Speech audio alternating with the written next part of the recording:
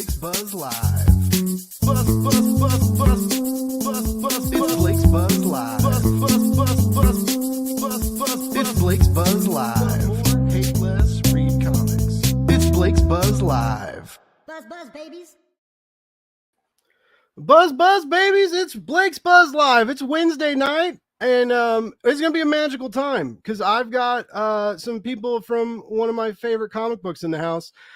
We've got Mr. Jason Muhr back. It's the second time Jason's been on the show. He's the artist of the comic we're going to talk about, By the Horns. How you doing tonight, Jason? I'm very well. How are you? I'm super good and stoked, and I'm ready. I'm ready to talk magic and unicorns and lions and tigers and bears. Oh my, all the wonderful things we come across in this comic. Also up tonight, we've got Markisan Naso. How you doing, sir? I'm doing good. Skull. He's got the horn out. He's ready to party. This is the writer of last year's number one Blake's Buzz pick. Top. Technically, it wasn't a contest. They won the best comic of the year last year. You trying to take away our award? No, I'm not. What sucks is I'm already thinking of like the year-end show this year because I was like, man, like we should start early, like I kind of did for Halloween. And a lot of the comics that I really liked last year, I still like a lot more than other comics this year. And I'm like, man, it's going to be everybody. It's going to be the same show over and over again. Follow your heart. Next up, we've got Mr. Steve Canon. And Steve is new to the crew. He's changing the coloring game on Dark Earth and hasn't missed a beat. Just absolutely killing it. How you doing, Steve? I'm doing good, man. Happy to be here. Awesome. You'll regret saying that probably, but we're happy to have you here. I promise. And last but finally not least, the one who keeps all these men in line and keeps the train on the tracks running on time and just makes everything work. Storytelling extraordinaire, editing master, Nicole. How you doing tonight? I'm doing really well after that intro. That was lovely. Thank you. I start here. That way, like I get everybody pumped, and then I let you down. It's fine. It's fine. Oh, good. So it's downhill from here. Okay. Yeah, always. This is great. This is awesome to have everybody on. I know, it's so cool. I did this the other night with the cast of Nottingham, and it was so fun, and it was just cool to we talked about the comic, but not probably as much as I thought we were gonna. It was just like everybody was just so excited to like hang out and talk with each other, and it's a good time. Brian Hawkins and I got hammered because we well, and then we went off the air and all talked to like 2 a.m, and I think it was like 3 a.m. Brian's time, and he like finished the last of his whiskey and he's like, hey, I gotta fucking go, guys. Like, so it's just like, anyways, it was really fun. I'm really stoked about this tonight, and I'm really stoked to talk about of course By the Horns, because Dark Earth, you had big shoes to fill, all of you. Like, you blew everyone's mind with the first arc, and then you left us and left us waiting, foaming at the mouth, like our magic was draining, right? We needed that fix so that we just didn't like fade into dust. And then Dark Earth comes out and you all just hit the ground running again. Like, never missed a beat. Everything's still just as wonderful, and having the color change and really like Steve just gets it. Like, he understood the assignment, and it's like really, I mean, the comic looks better than ever. Everything's great. I just read issue 5. I know we can't talk about it yet, but it was real fucking good. And like, I'm excited for all of you. Like, how's it feel? Like, I know I've been looking at the reviews and stuff. I know you all see like the good reviews, but like, is it everybody's like sitting comfy, like, and happy and excited? Absolutely, definitely excited. We have a long form story to tell, so it's great to get it out in the world and to be able to continue as well. Because, a lot of indie comics don't make it past that first run. So it's nice to be able to come back and tell more of the story, this world, these characters. And it's awesome to have Steve on board too. And Nicole was worked on the end of the first arc. But it's great to have her on. We love having her as part of the team. So Yeah, when having a her blast. name is on a book, it's guaranteed to succeed. Kevin Joseph and Will Allred on their Kickstarter show were talking about it the other night, and they're like, when you see Nicole as an editor on the Kickstarter launch page, like, fucking back it, because like it's gonna be a good book. Like let's get ready to party. So yeah, I was definitely stoked to have Nicole come on to my favorite comic book, because I was like, finally, shit, like get these. No, but I knew it was in great hands, and yeah, I love where the arc's going. I love everything about it, and I still like, you make me love Evelyn more and more with every issue. I just can't get enough. Yeah, wait till issue 7. Are you gonna kill her? I'm scared. What does that mean? You don't like her anymore. No. If they weren't before, they are now. Yeah. Because they did well, that, thank like, you. I really their- appreciate their- it, Their Blake. book before this made me like ugly cry. It was very emotional. We talked about that when I interviewed them a while back, and I would say the name of your other book, but I can't ever say it right. It's the I always I call it the Velociraptor book, because I'm Voracious. Yeah. voracious. we get ferocious a lot. We hear that a lot, but yeah, it's voracious. got some people hanging out in the chat. We got what's up, Dan? Sean can't stay up that late. Hey, we'll take you as long as we got you, baby. We got Ignacio's in the house. What's up, Ignacio? Cheers, everybody. So yeah, so, and I know it's been a stressful launch for the new arc at times too, just because of all the paper shortage and stuff. And I mean, I know sometimes y'all didn't know like when the comic was going to come out, and there was like a couple delays. But you've got us all so thirsty for more. It's like it doesn't. We will keep looking for. If it doesn't come out when it's supposed to, like I'll be at the shop next week waiting for it to open. Like, is it out yet? Like, so. But how's that dealing with with the launch of a new comic? Like, how have you guys been doing? Like, have you been doing a lot of interviews and stuff? I know Markisan's been doing a lot of signings. Jason's been producing the next artist of the new world, has a new human bringing about, like, but do you guys have you guys been like hitting cons and stuff a lot, or does that help?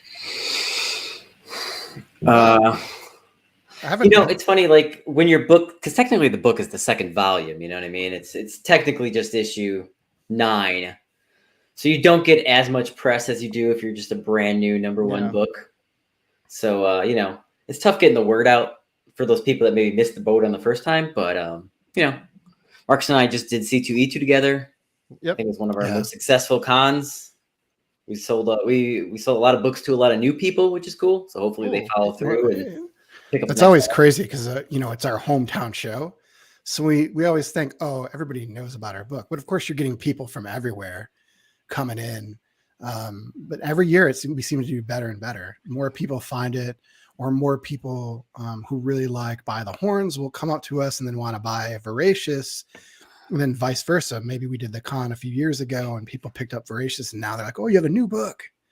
So it's always fun and always rewarding to do that con. But we don't really do a ton of conventions. We used to do more of them, but it gets expensive, and now Jason's got the baby and everything. So we'd like to do some more. We talk about doing New York Comic Con and we talk about doing Emerald City. Those are the two that Jason and I kind of want to do together. So maybe Nicole, you're going to be at New York, right? I'm probably not, actually. I honestly haven't really been doing any conventions since the pandemic hit. Before then, I would do a handful a year, but I think I'm going to slowly start dipping my toe back in, because my local comic shop is kind of doing their own like Halloween comic fest. They kind of want to bring that back, so I might try to do that first and like work my way back up to it. But I do miss those. You got a new book coming out, so you got to do some shows. Yeah, you got to get out there. No, don't make me market my own book. Don't make me do it. Well, I feel like it's a good segue to that, just because someone popped into the comment to mention that they were excited about Road Trip to Hell. Sean just recently backed his first Kickstarter, and the reason why Kickstarter is neat is because you could already be experiencing Road Trip to Hell. There are three strong issues out, but now it is going to be re-released to the direct market. How's that feel? You're gonna like your comic book's gonna be in shelves. You can like walk into a store and find it. Are you stoked? Oh, it's awesome. Of course it's awesome. It's so nice too, because it's like, it was already pretty validating to like have the Kickstarter go up and people actually like pledge money to it and have them, experience it and then just get the feedback from that. And then to be able to go from that to then direct market is just a really amazing feeling for sure. Is it hard? Well, I guess a two-part question. As an editor and, when you're working on other people's stuff and then is it hard to find time to work on your own stuff? Because you're on a lot of books and you're assisting a lot of people, and you also have an official role at Scout now too, right? You're like an executive editor or like I don't know what the exact title is. Something similar to that. So many titles. No, yeah. I edit and project manage a handful of their books, but like my official, I guess, title besides editor is like what is it? Director of digital content. I see some people call it director of online content. That's mostly dealing with like metadata and stuff like that. So getting a lot of their titles that weren't previously on digital platforms, including By the Horns, getting them on platforms like Comixology and Hoopla, Comic Plus, all that kind of stuff. So we can get more eyes on it digitally. But to answer your question about writing my own stuff, at this point, it's basically kind of back burner compared to all the stuff I'm editing. Though honestly, with these guys, I really do feel like I'm riding their coattails here because I really do not have to do much in terms of editing when it comes to By the Horns. I really don't. I feel like I really come in during like the last few stages of the book. Like it's pretty much like it's there already. It's like I can make like tweaks here and there and some other suggestions and things. But these guys, they have a very good grasp of where they're going with it. And it's honestly probably one of the most easiest books to edit, honestly. Like they do. Wow. They really do. Which is not to say that the other people I edit do not do a great job. I'm not trying to say that. I realize that they were saying we know we're that the best. It's really okay. Bad. So I don't mean that in any way. Honestly, in a way, being able to do more for a book does make me feel like I'm being useful. But at the same time, I'll ride their coattails all day long because it's such a good book. So it just makes it easy for me. Yeah, she's being modest. She's great. I mean, she does a lot of great editing for us on the book. It's not a lot of content editing because I actually was worried when we got editor on the book because I don't really want content editing on the stories. But she kind of won me over because what I like about Nicole is that she's just really detail oriented. Jason and I are like that, even though we're creators. It doesn't happen that often in comics, at least the people I've met. So what I like about her is she's just really organized, and she's just really good at, doing the editing for punctuation, things like that. I don't have to worry about it. I don't think about it at all now because I know she'll catch that kind of stuff. And then whenever we have any questions or we need something from Scout, like we just go right to Nicole and she's always responding right away. And it's fantastic. I love that. I love that interaction because I want to feel like, we're part of the company, we're part of Scout and she's our conduit to that. And it's been wonderful to have her on as part of the team. That's why I wanted her to come on this with us. Thank you. So sweet. When he said that in the chat, he was like, Blake, could we have Nicole the editor on? And I was like, the best editor around. Yes. And I was like, everything with her name on it gets better. So I was like, if she comes on Blake's Buzz, like I'll get the Nicole effect. Like it'll blow the fuck up. It'll be amazing. So I was like, yes, get everybody on there. Plus it's interesting, lettering and letters and editors. I know there's more and more push to get like the editor's name on the reviews, right? Which I shouldn't talk about this because I don't put the editor's name on my reviews because I didn't know that was a deal until recently. It's been kind of like now it was like, the last couple of years, like everybody was like, you got to make sure the letters, like no one talks, or first it was the colorist, like no one talks about the colors. There's just one writer, one artist, right? Sometimes the artist isn't even a part of the conversation. It's just the writer does everything and is is the comic book, god, and it's just like does it all. But so it's just like they keep like pushing for more, but yes, I do know editors do a ton, and she's integral. Nicole's integral to our book, so that's why I try to tag her on stuff, and she's part of the team. The book doesn't run without her, without everybody here doing it. She also works on another one of my favorite fantasy comics, Ruination. Is a really that's where I think that's the first time I saw Nicole's name. Like because I just like was infatuated with this comic and had to know who everybody was. So it's very similar to what happened when I first read By the Horns, when I got that press email and I was like, "What is this?" And I was like, "What is this art? It's insane!" And then it like blew my mind. And then like. I had to like launch Blake's Buzz just so I could talk about their comic. Basically, I was like, I have to get this out there somewhere. But yeah, so that's where your name popped up, and now like I do a lot of work with Kickstarters, and your name is it's just like I said earlier, if you're on that launch page, back to fucking book, because it's going to be really good. And so that's what's crazy to me, because like you do so much with them and work with Scout too, and so it's do you sleep? Like, do you ever not work? It's what do you do when you're not working? I don't really know what. This isn't really Nicole. This is actually I do when I'm not working. I do Blake's Buzz. Like that's so. When you're not editing, you're editing.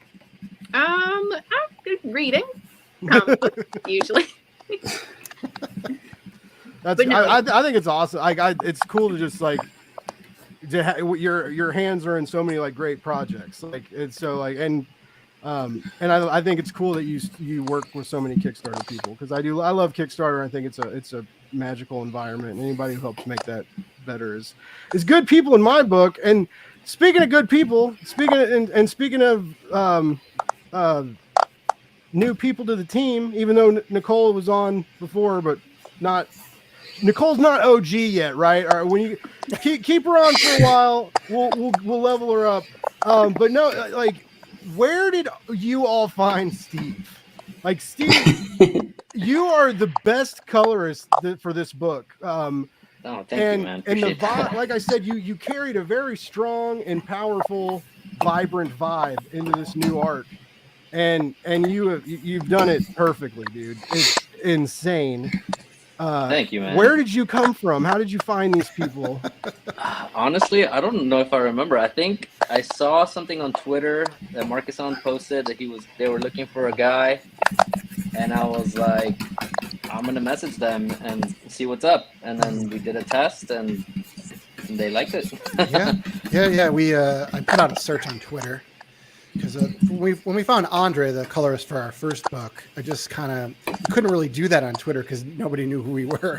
So I went on DeviantArt and just scoured DeviantArt to try to find a good colorist for us. But now that we had the book out for a little bit and had a little bit of name recognition, I was like, I'm going to throw it out to Twitter and see if anybody responds. And we got a ton of responses. I bet you did.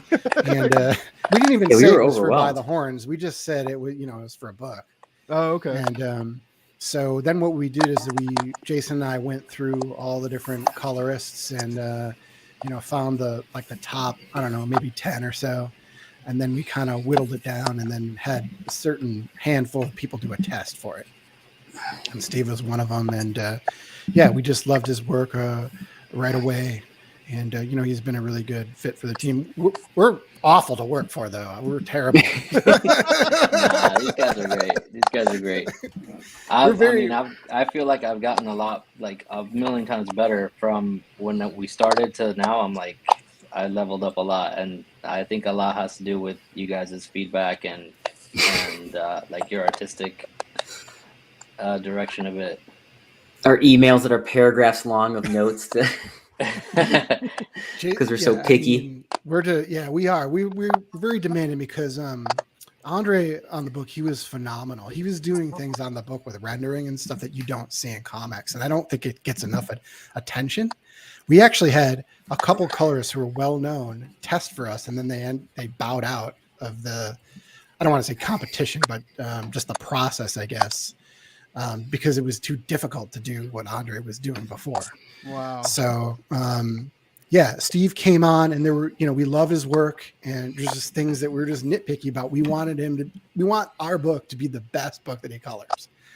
It's like every attention to detail, even a cup in the way background, we want to have specific colors on it. So we're demanding, but like Steve said, I think it's helped him. I think every issue, I feel like he just gets better and better, and he was already starting at a high level. Well, it sounds like he's getting better and better because he doesn't want you guys to like beat him into submission anymore. He's like, yes, I'll figure it out. I'll paint the cup blue. I'm sorry. Well, like we did a Zoom call to like celebrate the launch of the first book. And just because when I'm on a team, I want to be able to talk to Steve. I want to get to know him. And so we had a couple hours where we just shot the shit and got to know each other a little bit. And that just really helped break the ice. Because if you're always sending notes back saying this or that, it could just feel like, oh, you're just being nitpicky. You don't like what I'm doing. And that's not the case. And I think Steve kind of understood a little better where we're coming from. And we understood where he was coming from. And I felt like we became friends right on that when we did that Zoom call. And now it's like, it's been great. It's been a real smooth sailing.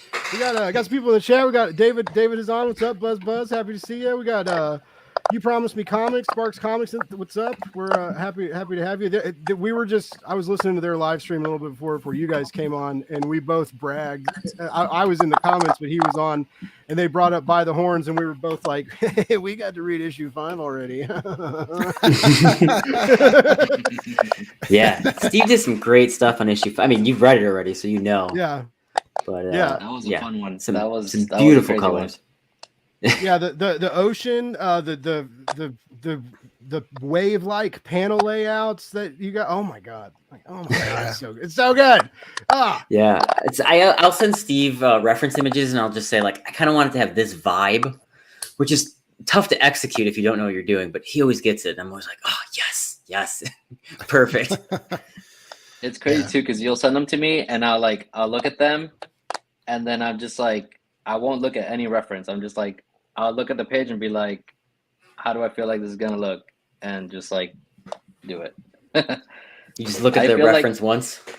Yeah, because sometimes I feel like if I'm looking too much I spend more time looking for reference. Sure. Than I do like working on the thing, and I'll be like, oh, finally I found something. It's like 2 hours later. I'm like, oh man. Okay. Yeah. You look at the reference image, and then it's like the Matrix. You see the code. And you're like, all right, I'm going in. Yeah, I'm just like. Then you know kung fu. Well, are you having fun coloring, Steve? Because some of these images Jason's putting out, it's like so good. I am. It's cool because it's always a different environment and a different like vibe for every issue. So it's a challenge, but it's really cool. They're putting you through the ringer. This last one is yeah. Well, Jason's always been detailed too, because I guess in the beginning of Voracious, he wasn't doing as much in the backgrounds. But then, as that book went along, his backgrounds got more and more detailed. And then you see By the Horns, there's so much going on each panel.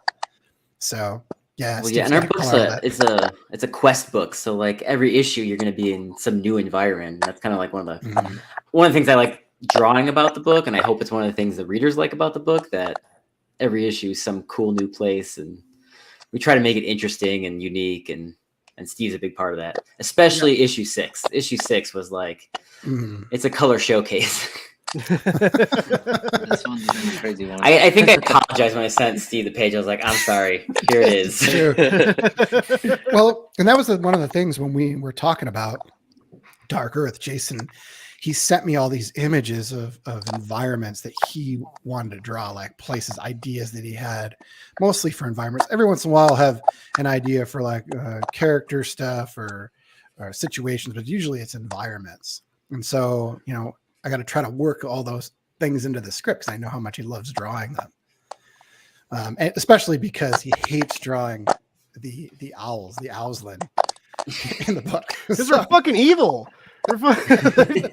You made these like beautiful, like elongated, graceful creatures, and they're all like backstabbing magic haters. Like what? When I see owls on the page, I'm like, this is gonna be a fast one. Yeah, because they're mostly white. Yep. Oh wow. They're not real hard quick, to draw. I just hate drawing. We got a quick question for Jason from the chat. When Tiny Jason just getting into comics, what were you reading, and who's like some inspiration for you from back in the day? Well, Tiny Jason's favorite artist was Art Adams. The first book I ever bought was an X-Men annual with the X Babies in it. And that was like before I could interpret like good art versus bad art. You know, you're just a little kid and you're reading a book, but I was like, there's something about this where I keep reading it. I love it. So that was like my first love. When I was a kid, I mean, I grew up in the 90s, so you know, your Eric Larsons, your Joe Mad, J. Scott Campbell's. Those are my guys growing up. I love Savage Dragon still. Yeah. So good. And then like nowadays, also, you know. Oh, sorry. Oh, go ahead. Well, I was gonna say you very much I like the big giant art poster print you did of like the bikini swim session by the horns before volume 2 started, and like I got really big like what was that, like 90s, around like, you know, 90s Jim Lee Claremont, the like but the swimsuit spread in the back of X-Men #1 spread. Yeah, like I just like.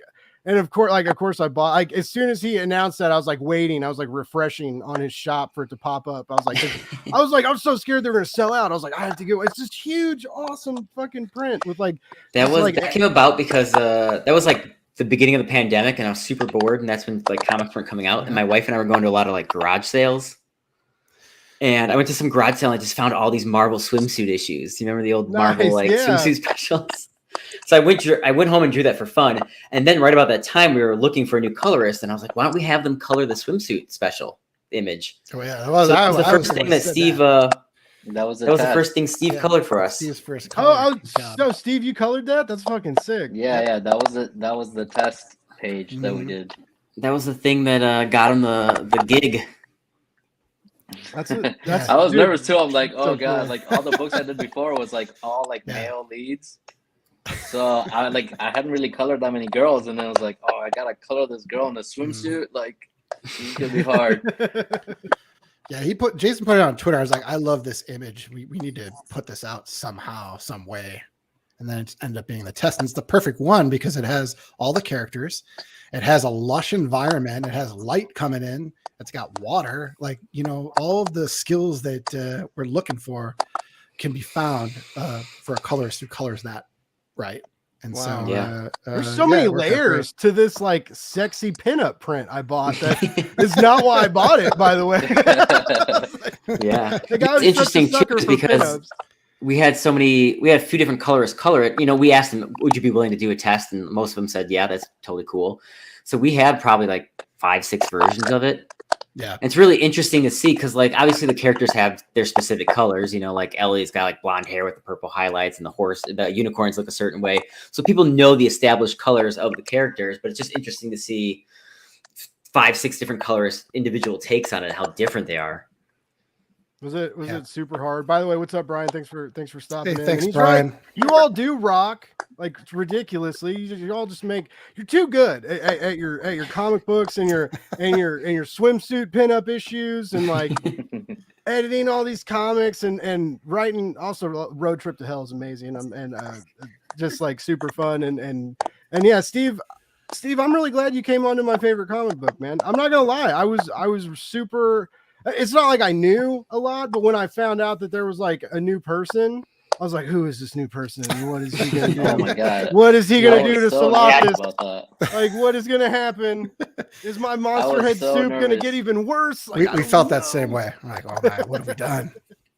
I was like, when I first got on, they sent me some issues to like read and like just check out the vibe, and I was like, oh man, like this is really good. So, you know, when I started like coloring my stuff, I was just like, you know, this doesn't come out for months. So I'm just like thinking like, I hope people like it. Well, it was cool because we did put out that swimsuit pinup, so you got to have your work out there a little earlier. Mm-hmm. I think we put it in. Did we put it in the end of one of the issues, Jason, or maybe the trade or something? No, it's on the back of the trade. No? Yeah. Oh, it is in the back of the trade. Okay. Okay. Really small though. Yeah. You don't get the massive. It's so big. It's so like I was like shocked when it like came in the mail in like the tube, and I was like, it just kept unraveling. I was like, these are like the Dead Sea Scrolls. Like, oh my god, this is going on forever. Just kidding. But well, I mean, no, it's giant, but like it's not. I'm not complaining about how big the print was. Like, it's awesome. And then I also bought the trade when I ordered that, and you can have, if you go to Jason's shop, by the way, unless he took this down because he's busy. I hope not. But if you buy stuff from Jason's shop, he'll sketch it for you for like a really awesome, like it's super affordable. He should actually charge a lot more, in my opinion, but he doesn't. And so he drew Elodie or not Elodie, he drew Evelyn on my trade, and I asked him, I was like, hey man, can you do like Evelyn with a gun? Because the Evelyn with weaponry is just like it never ends in how wonderful it looks. And you guys are playing with that in every issue too. Like in the first issue, she's got the garden tools and she like throws all the shovels and stuff at him. And then there's like sometimes she's got like she's always like ready to fight. And I love when they're on, oh my god, when they're on the pirate ship, she's got a fucking bandana. Like, oh my god, guys, I can't do it. I just like I want like Scout or somebody to like, if there was an Evelyn plush, like, oh my god, I'd pay up to $70. And for Nicole, plush. bring that up in the next Scout meeting. I'll bring Evelyn a $70 plush. price point too. Maybe they'll go for it then. Yeah, with optional attachments like Oh my spades, god, you can like guns, Velcro like guns to her tentacles and stuff. like a farm Oh. accessory pack, and then like a battle accessory pack would be good. Oh my She needs God. to have like a cable gun, like this one that makes like no sense. It looks like a vacuum Yeah. cleaner. And you know what else she needs? Pouches. She needs a lot of pouches. Pouches for days. Yes, One they for all every need tentacle, pouches. They're always or running one out of pouch ammo. belt for every tentacle. Yeah. Yeah, that's gonna be fun to draw in color. I just think it's funny when she does like the fastball special with Sajin, and she just Yes. like go. Oh my god, that's Yeah, one we- of my new favorite things about the new arc is the almost fastball special. And I call her General Beakus because she reminds me of like General Grievous kind of, but like our new kind of bad person. And I can't. It starts in 4. I don't want to like accidentally say something.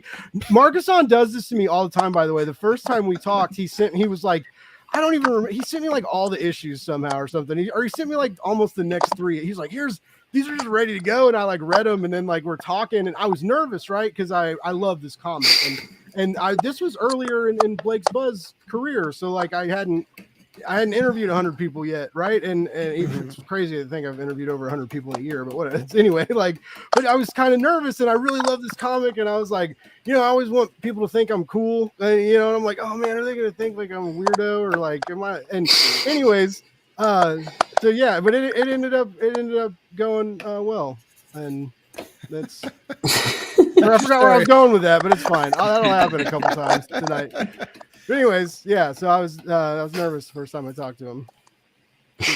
Imagine that. Yeah. Great, Well, great stories. Great stories. I want to know, since somebody asked Jason about his influences, like who he loved when he was a kid. I want to know about what Nicole's were when she was a kid. Like, how did you get into comics? Yeah. This is the first time I've ever seen her, actually. Yeah. I was gonna say, I don't think we've ever been on a call before together, Never. have we? Never. Yeah, I'm not So good with calls. How did you get into comics? Like, what were your influences in comics? How did you start, doing editing and writing? Writing.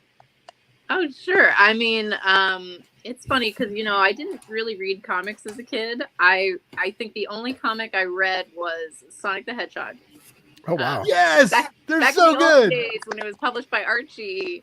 I hope that's not the olden days already, but The before times. yeah. So I would get that. I think it was my grandmother would always take me to Higgins when she was babysitting me because she had to get her lottery or scratch off tickets or whatever. So she'd compensate me by letting me go to the spinning rack and get Sonic comic books. And I think I got some Wow. Sabrina back then too, when she had a manga look that I don't think anyone remembers, but was really fun. So Archie was your in. Yeah, it's funny. You'd think it would be, and then I never touched any more comics. I like forgot, and like I actually like had to dig them out when I got into comics, and was like, oh yeah, I actually own comics. No, I didn't get into it until when I was a teenager for my 15th birthday. My mom surprised me by taking me to a sci-fi mega fest. Literally only because James Marsters was there, and I loved him as my little tween. I don't know if I'm a tween at 15, but my little tween, whatever heart, loved him as Spike in Buffy. Oh yeah, I'm wearing Like, Yeah. Oh my God, that's perfect. I see. I still have a James Marsters shirt somewhere. I should probably find that. But yeah, no, I was super into that, the whole thing. So I went there and I discovered dollar comics are a thing, which I did not know. So my mind is blown, and I bought a bunch of comics. Proceeded to find more comics that I forgot I owned at my house because I took an art class that went nowhere, but he gave us free comics. So that's a whole other story. Wow. But basically I ended up finding, the comic that got me into it was back when John Byrne was still writing it for a little while, Alpha Flight. Oh yeah. Yeah. Wow. So I was reading that, and I only had like an issue, and I want to know what happened. And apparently I happen to live, I lived like half an hour away from this motel that would like do a rinky dink, like 1 room convention every like 2 months. And I proceeded for the next year to get way too many comics because my mom is an enabler. So I got way too many, way too quick. And it spiraled from there. I like to go quickly into like getting into editing. It was literally just, it started where I was like on an I started reviewing comics on like a pop culture website, Entertainment Fuse, which no longer exists, sadly. And I ended up meeting Jeremy Whitley, who does Princeless. And that's sort of how I ended up interning for a publisher. That, I did a little bit of everything for them for like 5 years, and then I kind of branched out on my own, and I'm doing like all the stuff I am now, from like Scout to like it was so cool too because I was able to like reconnect with you guys. Right, because that's where we first met her, as Action Lab, when we did Voracious. Back in Action Lab. That was no shit. Yeah, she didn't edit the book, but we actually, Nicole and I were both doing like we were doing edits to previews. Yeah, we were doing that because I was at one point. I started there as an intern, and it was basically like they just keep giving me stuff to do, and if I did a good job, they'd like let me keep doing it. So I guess I was doing a good enough job that I ended up being. I think I was simultaneously like the submissions editor, marketing director. I was project manager on a bunch of books, and I think by the time I left, I was like almost editor-in-chief, but not quite there. I think if I stayed, I probably would have gotten that title too. But good that you didn't stay though. Yeah, I was about to say, like bullet dodged. Yeah, I mean, it was I did so many good titles there though. Like I was able to help out with at least some, like meet some really great people because again, this is a connection that I was able to keep, which is so nice. Because and I remember that was like a great way to get to know you guys too, because I knew coming into this book, I knew you had all your stuff put together because I remember like the press releases that you were like putting together for Voracious. Oh yeah. Well, and just how detailed and how just in the zone you were with everything. I knew from that, like, I know what kind of like the little support that I can provide for him for both of you because you all do such a good job already. So it's it was great when you were coming on too. It's like, oh yeah, I remember her from Action Lab. That's cool. Because I would do the previews as the catalog that comes out. If people don't know, it's a catalog that comes out and it shows the books that are going to be out 2 months from then. And so Action Lab did a terrible job with the editing on that stuff. So they sometimes left our book out of the previews, and there were just mistakes. And I was like, can I just edit this so that so it's right? So I started doing that, and then Nicole came on. They brought her on, like she said, for other things. And then I remember they would send us the stuff, and we would both send edits. And I was like, oh, she's really good. She's catching some things I didn't. And then, I had some stuff in there too.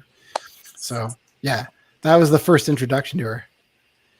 But hey, Steve, I was going to ask you too. I'm taking over this interview, Blake. I was going to ask you as well, because you've been posting about Spawn and Batman. Like, how did you get into comics? Is that the earliest comics that you started with? Spawn? Well, I got into superheroes because of all the cartoons. I don't know if you guys know, but I'm from Colombia, so in Colombia they don't have like comic books. Cool. So as a little kid, all I had was like the Batman animated series and X-Men and all that stuff. But it was like way later. Like if you guys got it in like 92, I got it in like 98.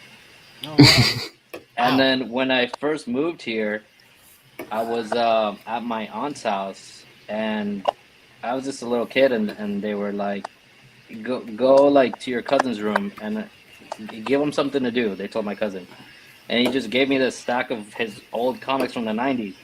And it was like X-Men #1 and Spawn #1 and Youngblood and a bunch like Ghost Rider and all these things. And I was just like, okay, this is interesting. And immediately I like started drawing, and all I did all day was like try to draw like Spawn and all these things.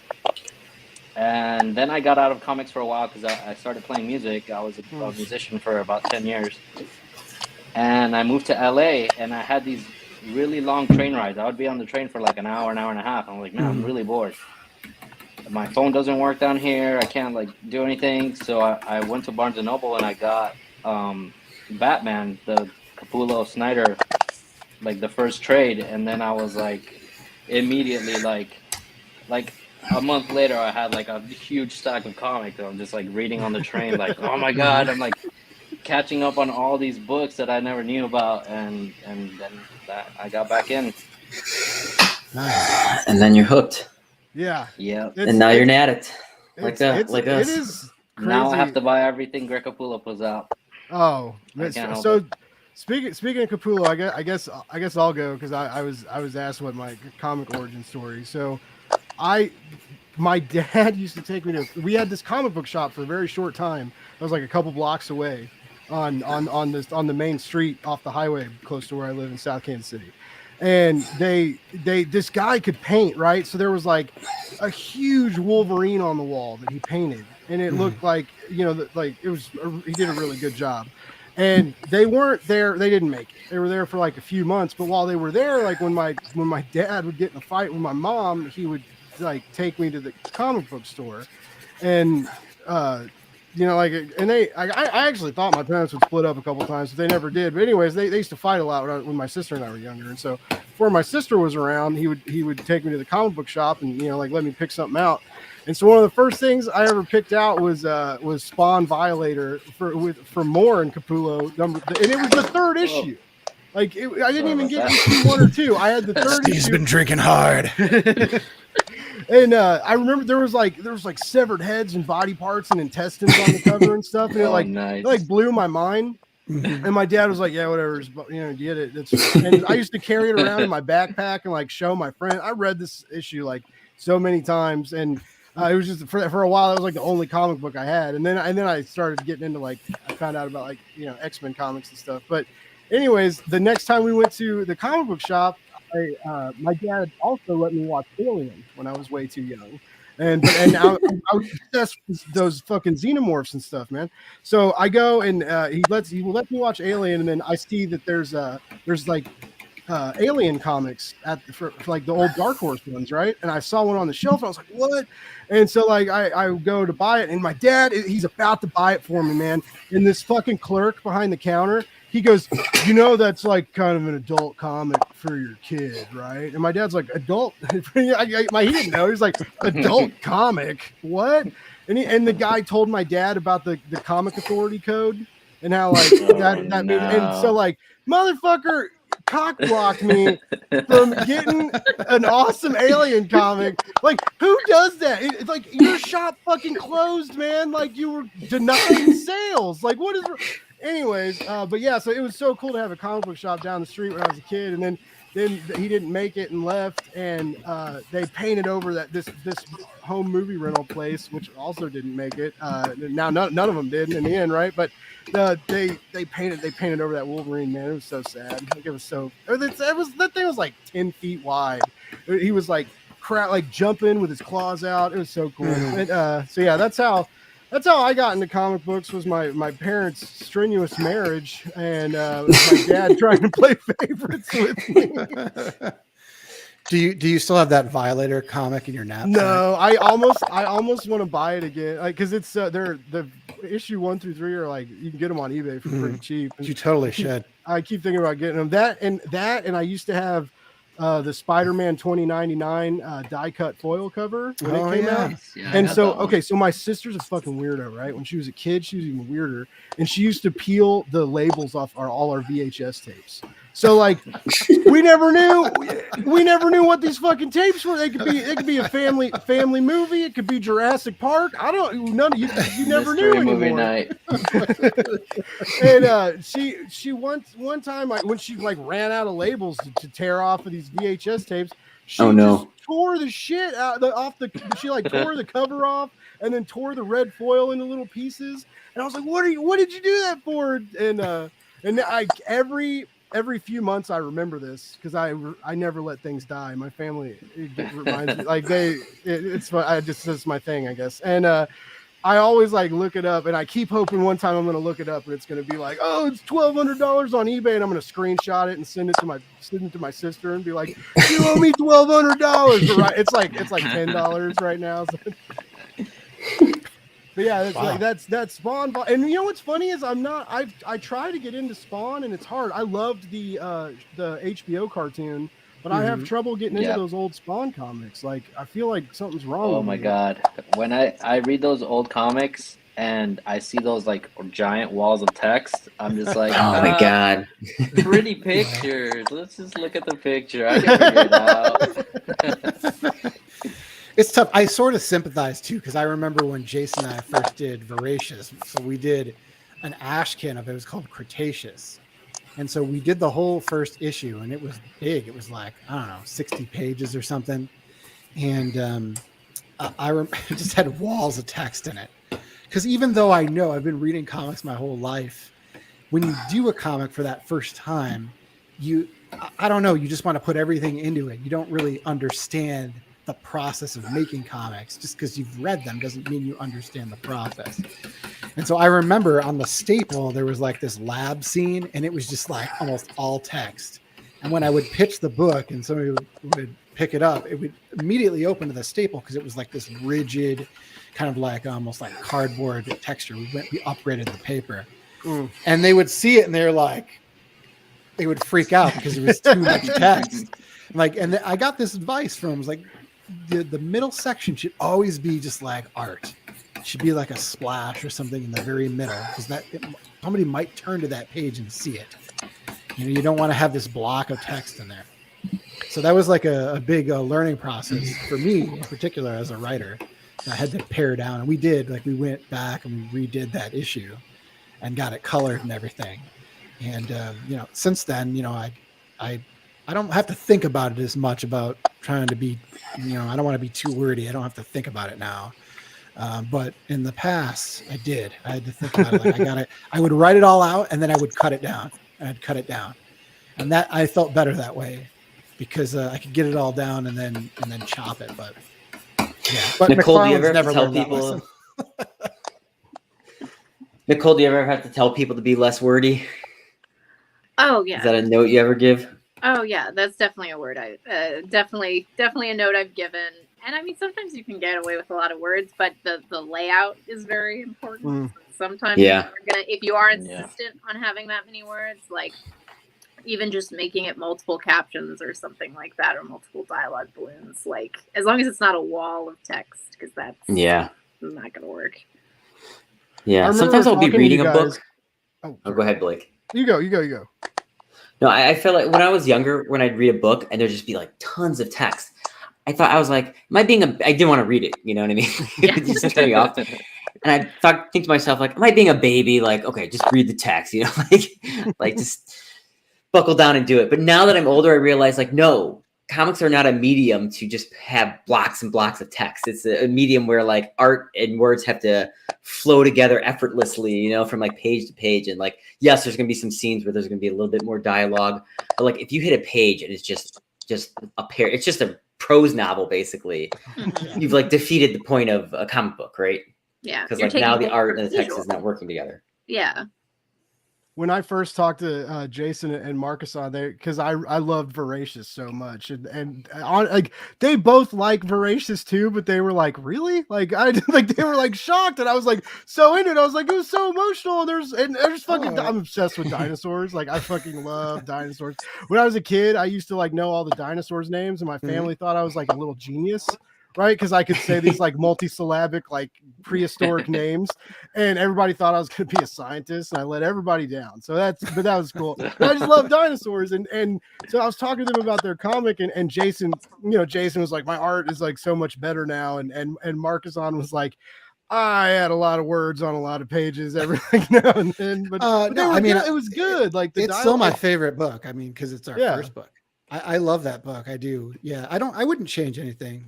I wouldn't change anything of it on it. I know Jason. I mean, you got to understand Jason. Like he'll draw a page, and then the next day he's not happy with that page. He's always on to the next thing, which is great because he wants to improve as an artist as he goes. But yeah, I'm really proud of that book because I think the story is great in it, and it was us learning how to do comics, but I think we did them really well even as beginners. And so I would love to do more with that comic, to be honest, because I miss those characters. I would also love you guys to do more from that world as well. Like, you got a break coming up for By the Horns, right? Well, it's tied up with Action Lab, and you know how that. Oh, that's shit. Yeah. Damn it, man! It's funny too. They always come to piss on someone's party. Just when you think it's over with, and then the ghost of Action Lab's bad decisions come to haunt you. There's a class action lawsuit against them, so we'll see. It would be nice to get the property back at some point and be able to do more, because in the very final issue I wrote a letters page, and I talked about two different stories that I've written all the plots out, and I've actually written some of the issues for him too. Wow. So and I know Scout is interested in actually publishing the book, but got to get the rights back. Yeah, maybe one day. That'd be so cool. Because that book I love to cook, right? So I was like, cooking dinosaurs, comic books. Like I was like, what the fuck, man? I was buzzing, right? I was so excited, and then I ordered I just give these guys all my fucking money. Like I ordered I ordered like the horn. I got like the VHS and the horn package from Markisan, and that was when he was living in Hawaii, and he like had to. Yeah, he had to mail. He mailed it from Hawaii, and then he did the he had the 3 trades, and I got the Triceracop pin. Yep. And I read it all, and I was just like, holy shit! Like when we interviewed the first time, I was like, I had to keep reminding myself, like, they probably want to talk more about By the Horns than Voracious. We'll talk about anything; it doesn't matter. But what's interesting is that we're almost past that for By the Horns, like the number of issues. Yeah. And to me, Voracious felt like this huge thing, but when you break it down, it was only, let's see, we did 4, 5, and 5. So 14 issues. Now they were all really long issues. Some of them didn't we get up to the first issue was 64 pages. Yeah, we did roughly 15 issues. And that's 3 trades, 3 nice size. And we've done 14 issues of By the Horns right now. Yeah, I just finished 14. Yeah. So we're gonna blow by that, but it's kind of crazy to think about that because that took up so much of our life. A few years ago when we were doing that, and to do that big storyline was something we probably should not have done as new creators. We're so happy that we got to actually complete the story. So it just looms really large to me. It felt like a much bigger storyline than it actually is if you count the number of issues. Because By the Horns will be probably double that. Amazing. You're going to go 30 issues with By the Horns, you think? It's going to be 40 to 50 issues. Maybe at least 40. Fingers crossed. Fingers crossed. I'm ready. I'm ready for it. Got a Santos in the chat. What's up, Santos? What style of music did you play, Steve, when you were too cool for comic books? Metal. No wonder you guys get along, or you and Marcus. Yeah, we didn't know that though. I had no idea when we hired him. I don't think we knew he was into metal. Yeah, Markison's got a label and a really awesome podcast that has shown me a lot of good music. Oh yeah, I saw that question. Yeah, I have a label. It's called Skull Fracture Records. So when we did By the Horns, I've always wanted to do music for comics, and we had that big lead time. I was like, I'm going to do it, and because I'm on the Metalheads podcast comes out every month. It's a long form podcast. It's like 5 hours long or something. We usually get a musician on or a listener, and they stay for like the whole episode. So we'll do like an interview. We do a top 5. We do like a album versus album. We do reviews. It's really fun. So I met a lot of cool musicians by being on the Metalheads podcast, and it's just my 4-year anniversary being on that cast. It was a couple days ago. So so I wanted to do music because whenever I do a comic book, I want to go big with it. I want to do everything I can because I never know if it's going to be the last book that I do. And I felt that same way with Voracious. So this time around, I had to do the drinking horns. I wanted to do the music. And so I got Arctic Sleep to do a couple songs that were based on that first issue and ended up pressing it. And I was like, I might as well make a record label and do that. So Skull Fracture Records was born. Skull Fracture LLC is the name of my company. So yeah, it was really fun. And then we did one more release. I did my first prose story, and then we did a cassette release as well. So I'd like to do more, and I like to do other people's stories too, but you have to find the time to do that. And so eventually I always have the record label so I can always put out more stuff, but I like being able to merge something literary, whether it's comic or book or, a novella or something like that. And music. Cause I always, when I write, I think I hear music in my head. I listen to music. So it was just a natural thing for me to do. It was really fun. Always keep a record label in your back pocket, ladies and gentlemen. That's the moral of the story. And Jason did the logo for Skull Fracture too. Oh, cool. Which was a cat skull with a fractured eye socket. So I love it. Now you guys also Thanks, did Jason. a really dope variant for By the Horns, the By the Horns #1, and you did like different color vinyl presses with the special Virgin variant. But that I didn't see that happen with the second arc. Like and Rosenberg even did little vinyl presses for Furthest Place from Here. Oh yeah, well they've had a lot of problems with that. So yes, they did. It was crazy. Well, he wanted to do it for every single issue. So yeah. I did ours in advance because I knew about vinyl and that there's like the delays. So I didn't wait in advance. I had the records well in hand, and I was never going to go through Diamond to do that. So we just sell them. I don't have that many left, to be honest with you. I know. That's one thing I keep forgetting to buy. I need to get one of those. Yeah. We did a blue He's like, vinyl. yes, you do. Give me your fucking money, Blake. Now, real quick. We'll take a break. Yeah. Get your PayPal out. Go order one off the website. Real quick. Yeah. So yeah, we did blue vinyl, purple vinyl, and orange vinyl. I like the orange one. Yeah, but it's the same cover, right? Just different color vinyl. Same cover. Yeah, it's Jason's art. We took it from, I think it was the second issue, maybe, Jason. Yeah. An image from the second issue, and then Jason kind of cleaned it up and added a couple things, and then we got Rico Renzi, who's a really great colorist and a friend of mine. I asked him to color it for me, and he just did it as a birthday gift to me. And it came out great. I just wanted something a little bit different than what Andre does. And Rico's color palette is just so unique for that. In fact, he does this shirt. Rico did that shirt. So he does shirts. And his site's called nolongermint.com. So he does a lot of cool mashups, and he does like comic books. He did this one of all advertisements, like old advertisements from Marvel Comics, and put them together and did a cover for it. And it was just cool to see the old advertisement like Fall the Mutants or something like that. Yeah. And but he's a cool guy, and he killed it on that cover. I've never seen any kind of colors like that on Jason's. Yeah, stuff. it's very different. I get, and that's why it's cool that it comes with a vinyl, but it's also just a really dope cover. Sarah Landauer's in the house, saying, "What is the biggest piece of advice y'all can give creators doing like big multi-issue, multi-volume stories?" Because, like you guys mentioned, it's not many people can get away with coming up and saying like, hey, I want to make a comic book. It's 15 issues. It's going to start here and go there. So yeah, how do you guys pitch that? I would say don't for your first book, honestly.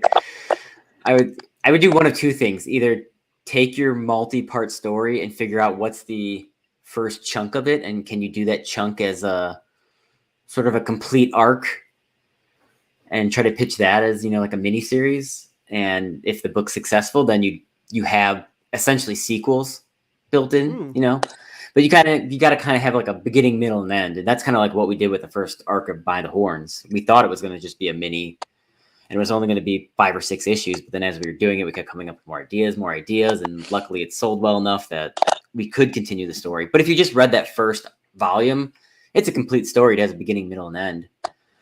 Or the other option would be come up with something short, like save your opus. Like if that's something you really want to do, if this is like, this is your Star Wars saga or something, maybe you don't do it as your first book. Maybe like hone your skills on something like a smaller story, you know what I mean? And like get practice in. Cause like the other thing too, is if it's like the thing you really want to do, it's like your life's ambition to make this great story, you almost got to practice on something else. So you might want to like keep that in your back pocket and just come up with maybe something a little more streamlined, basic. I mean, I didn't practice, but what do you think, Nicole, about that? As someone that edits books. Well, editing wise, I'd probably give similar advice, but I would be lying to myself because I kind of did the same thing with Road Trip to Hell, or at least I'm hoping to do something like that, because I realized like, oh, this is not going to be short. Oh, this isn't going to be short if I get it finished and I actually tell all of it that I want to tell. So I kind of fell into that same trap myself. And I've definitely heard that advice where, as you're learning and growing with your craft, you shouldn't start with, like you said, the magnum opus, like this long-winded thing. But sometimes I know with me, at least, I had a few ideas for things I could have pursued, but this was the thing that just, it hit me at the right time. I knew I had the right people around me that I wanted working on it. So despite hearing that advice, I still did it anyway, for better or worse. So yeah, like David said in the comments, sometimes it just happens by accident. So it kind of was that. Go ahead, Nicole. No, I was just gonna say, but yeah, like advice wise, if you are gonna pursue it, especially if you're like newer in the field of comics or just in approaching it in general, I know people hate outlining, but even if you like don't want to write a lot, but like just have a general idea of like where you want your characters to begin, where you want them to end, or like something that you want to have happen over the course of it, like just some rough kind of outline, at least to get you started on something so long form, is probably your best bet, at least when you're getting started with it. Yeah, I agree with that. Definitely an outline. I do character sheets too. So I think that's a good idea. If you really, really want to do a long form story, again, like Jason's advice is really sound. You probably should start off with like a single issue or a mini series. Maybe you can continue it on, but try to make that like a self-contained story that you could build off of. But if you really want to do a long form story, you got to write an outline for everything that's going to happen in it. And what I like to do is I have those character sheets. So all the main characters, I even do it for the side characters, to be honest with you. It tells all the story, but it talks about, for me, who they are, what they want, how they're going to accomplish it. How does it affect other characters along the way? And like, what are the beats that need to happen for this character to have a complete arc? Because when you're writing it, it changes. Like you're writing an issue and you have all these characters, you got to get stuff in there. You might not be able to fit it, or you get more excited about something else and you got to come back to some of these other characters. But if you have that, it's like, oh, I've got to get back to this person so that I can continue their storyline throughout. So I think that's really helpful for long form, setting out the outline for all the plot and the elements of the story, but also writing out what the characters are, what they want, and how they're going to get there. Well, it's just tremendously helpful. Yeah, and I think my advice too is if you want to get published with a publisher, what they're looking for. If you want to publish it yourself, you want to go on Kickstarter, do like 1,000-page comic. Who cares? It's your thing, you know. Just dive in. If there's Might an never audience fulfill and people that. like it, Aurora. yeah, right. Fulfill in 10 years. But yeah, if you're I've been looking on to pitch to Kickstarters, people, it's still not fulfilled. oh yeah. Sorry, yeah. Jason, go ahead. No, I was just gonna say if you're looking to pitch to editors or publishers, you know, yeah, start small. Yeah, Start with that bite-sized makes chunks. sense. And it's funny how like writing and art goes too, because it's like people will ask advice and then you'll get it, and then you're like, nah, but I got these 15 issues and a one shot and a 4-issue miniseries spin off, and I'm gonna go, hard. you know. It's hard. Like Nicole said, I mean, you sit down to write the story and then you just have more and more ideas, and you don't want to box it in and fit it in. That's why I was so happy when Scott was like, oh, you could do more. And I was like, really? And we were going to do it as an ongoing series where, you know, it just kept the numbering. But, you know, the reality of the market is it's better to launch with number ones. We put legacy numbering on the back. But I like that because I felt like I had more breathing room to tell the story and to get all these different elements in. And that's just how it is when you're writing or drawing. You're just going to think of more things, more cool stuff that you want to put in there. And it's hard to just contain it into that one little box sometimes. Well, nothing. I don't think anything is contained in a little box in by the horns, like at all. Like there's so much going on, and I remember when you guys got the announcement when Scout like okayed more, and like that was actually the day we did the interview. Like you guys knew beforehand, but the official press release came out when you guys came on the show, and I was like, yes, they're gonna be in a good mood. I was like, but it was like I was so excited because I was like, yes, like more comics, it's amazing. Sarah says thank you for the advice, and yeah, I think character sheets are a really great idea. Sarah, by the way, I was gonna bring it up, but their campaign already closed. They just had a really great campaign for Glitch, their first issue of Glitch on Kickstarter that went well over goal and is a great looking comic. And congrats. Yeah. Nice. So yeah, Sarah's good people. They were on the show the other night, and we had a really good time. They had this Kickstarter blooper reel. It was like hilarious. And in one of the live shows, Sarah popped in and she was like, how do you guys like, she was like nervous about asking people to like come on their show or like, hey, interview me for my book, you know, which is funny because like so many people, I get like random DMs with like no words in it, just like a Kickstarter link. And it's like, here, interview me, do it now. And I'm like, I was like, say hi, like, man, I don't know, and, you know, and so, like, you need to be wooed. Come on, yeah, I know, like, buy me fucking dinner first, damn. Flowers. So yeah, to hear someone come up and be like how do you, and then like I saw this blooper reel and they're both real funny, and then they were both on the show, and then that was another night we were all up till like 2 or 3 o'clock in the morning after the show, just like talking and stuff. And then I don't think about it till I have to like get up in the morning. At least I work from home though, but I'm just like, man, I can't stay up all night drinking on a Wednesday, Blake. What are you doing? What are you doing with your life? Real quick, I'm going to take a time out of this really great conversation. We did a giveaway. I posted a giveaway of By the Horns #1, the Maria Wolf variant. And we liked it and retweeted it and reminded everybody.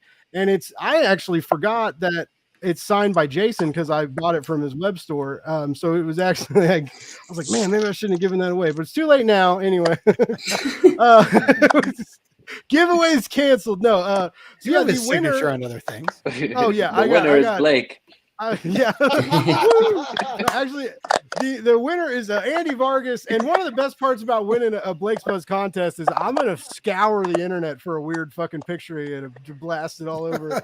But so Andy, I'll tag him and remind him. But he is the winner of the. It's from the Christmas story. Yeah. And so like that's we did a successful Blake's Buzz giveaway. I'll get that out in the mail in a year or so. I'm really good about mailing giveaways. Ask Ignacio in the chat. But so yeah, I'm excited. I don't know if he reads By the Horns or not. He's about to. So hopefully maybe I'll get you guys a new like some fresh blood for the pool of I like that. Yeah. Word of mouth is how people find us. So we really appreciate that. Yeah, I'm curious if there's anyone watching this who doesn't know what the book's about. I feel like maybe we should explain it. You're an hour and 9 minutes in. Yeah. This. Go for it. Here, let me hold on. What's the? All right, by the horns. What's the previews for the old? Deal? Here We could give the copy pitch. You can All right. read the back of the trade paperback. Yeah, you can read the. Yeah. Hold on. I should make Blake do it.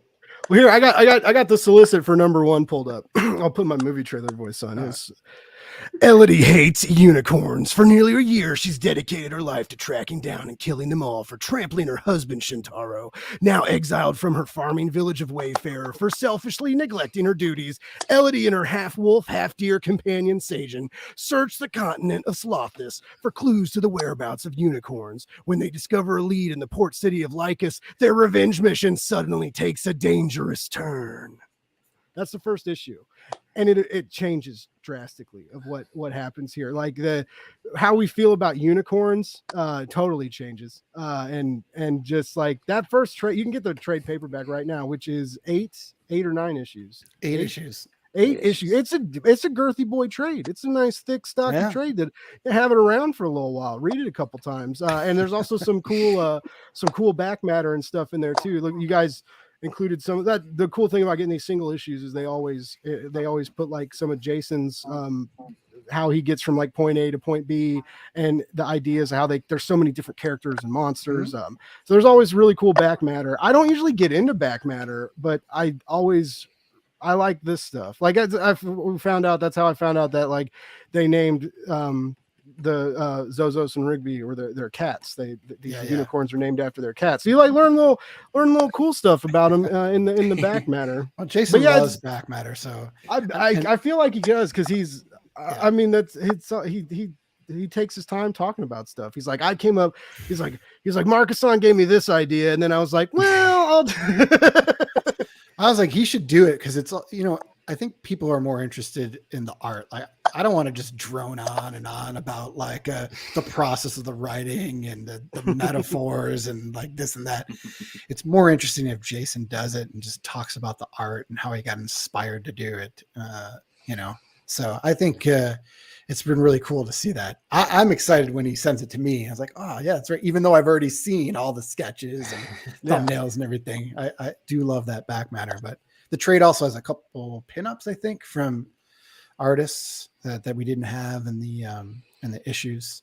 So yeah, it's funny because we were talking about a box. The original series is supposed to be 6 issues, and then I ended up telling Jason, I think we need to add 2 more issues. Well, didn't Scout? They kind of did that, right? It was going to be 6 issues. That's how it was solicited initially, and then they gave you like 1 more, and then it turned into 7, and then it turned into 9, and then you all announced the second arc, and that it was going to become like an ongoing. So it was like even Scout kind of knew. They kept being like, well, we'll give him another book. Well, it was supposed to be 6, and then issue 6, which is the silent issue. I kept dreaming about that issue. And it wasn't originally supposed to be in the book, which I can't even imagine the book without that issue now. Yeah. But so I kept dreaming. I wrote it in my dreams. And one day I was like, oh my God, I have to write this out. So I wrote the issue out. And then I had to tell Jason about it. I had to ask him if he'd be willing to do it. So I sent him the whole issue, the script for it, told him why I was in there. And because, it's a whole extra issue for him to draw. That's a lot to do. Mm-hmm. This isn't our day job, So, he read that and he's like, okay, because he read it and he knew that it was so important to the story because it's the whole background with Elodie and her love and why she's doing what she's doing. And so we added that issue, and then Scout was like, hey, you could do more. And I was like, oh, well, if we can do more, then I need another issue so I can seed some of the things that are going to happen in the next arc. So we asked them if we could do an 8th issue, and that's how we got to 8. Yeah, I didn't know we were doing an 8th issue. I got the 7th issue script, and it said to be continued. I was like, what the hell? Wait. We didn't discuss this. And you're like, oh yeah, I just figured you'd figure we needed one more issue. Okay. Yeah. Sure, just one whole more issue. I Yeah, also agree. just one Issue more. 6, issue 6 was really intense. The cover of issue 6. I remember when the cover got solicited, and I was just like, oh no, like this is gonna be, it's gonna be like not like I didn't want to read it. I just knew it was gonna be like it was gonna grab me by the feels, is what it was gonna do, and it did. The chat's pulling up when we were talking about what the book is about. Of course, everybody thinks it's about bull riding. And grabbing life by the horns, but there hasn't been, of all the shenanigans that have gone on in By the Horns, there has not been like any kind of monstrous alien bull riding. Maybe to come, like one day. I don't think there's any bulls in it, period. We got a lot of horns though. There are a lot of horns. Yeah. Yep. All the bad guys have horns in the first arc, I think. Do they really? Unicorns. I never paid attention. Well, yeah, I knew the unicorns had horns.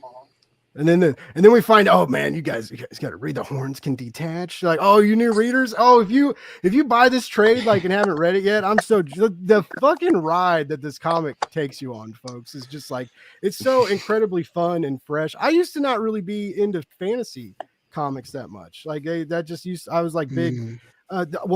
This is like sci fantasy, right? There's especially in the new issues, in the brand new issue, we're definitely getting into like the science fiction and the fantastical magical elements of it all, which of course I can't talk about because they let me read it early and I don't want to spoil anything. But yeah, it's taken an awesome techie turn, which is of course pertinent because what's happening to the magic, it's going away, and so now which is funny, like the people in the comic that hate magic love technology, and it's like they're kind of doing the same thing. Like it's like you could all get along real easy if you just got over your own bullshit. Wow. Almost like a metaphor for the everydayness of human existence, right? Like Yeah. That's true. Steve, what do you think? Like coming onto a project like this, I know, like you kind of mentioned, it was nervous and out of your comfort zone, but now, like being, well, to the public, you've got four issues out. This is a hardcore fan base with a lot of high expectations, and you're meeting them, and people are digging the new issues. Like, are you like where do you think it's going to go? I mean, I feel like your colors are so good. I mean, have people already come to you and like, are they trying to steal you away already? Because like it's just a great. I want to know that too. Yeah, but I feel like this is like a people are getting their eyes on your work, and it's so good, and these guys are making you work so hard, right? And just the blood, the sweat, and the tears, but they execute so well from panel to panel. But it is like a great deal for the resume. Like I didn't know if like is Marvel knocking on your door? Like, hey, we got. I can't say it. No, I'm kidding. I mean, lately I've just been having to turn everybody down because I have a lot of work. I have too much work. But yeah, I mean, from the beginning, I saw the issues that they've done before, and I was like, man, like this is really good. But the way that Andre colors is very different than how I do it. So from the start, I was like, I can't try to kind of replicate what he did. So I'm just gonna do my thing. And these guys already were kind of like, just, like we have this, but you can do what you want, do it like your own way. You don't have to try to like replicate the old style. So I just kind of went with it, and I'm glad that people like it. I work really hard on this stuff and try to make it all look as good as possible so that when people, they pick up the first trade, they get the new stuff and they're like, okay, like this is as good or better than what was before. So yeah, it's crazy to me, Steve, that you haven't been coloring comics that long. No, I started coloring, like I colored my first like really crappy thing like 4 years ago. Wow. Holy shit, man.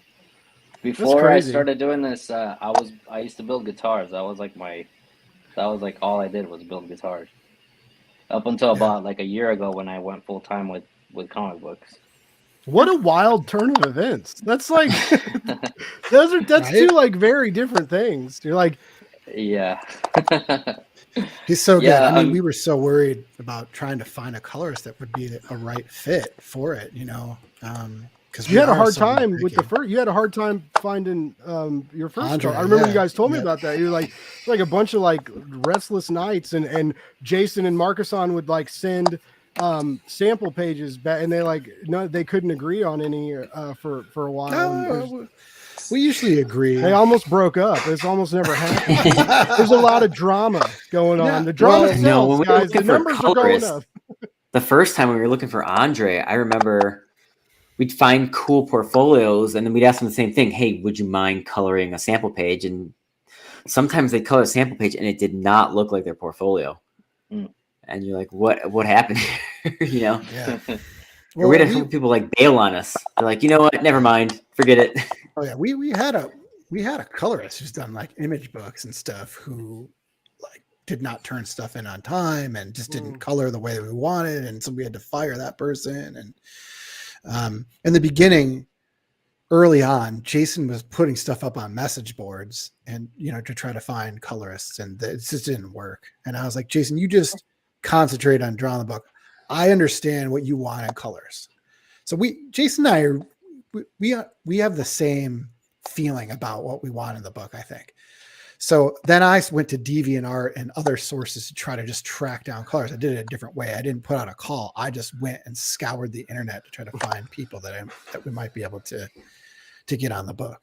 And that's how we found Andre. And he did a short story for us called Never Alone. That's a horror comic. It's like 8 pages.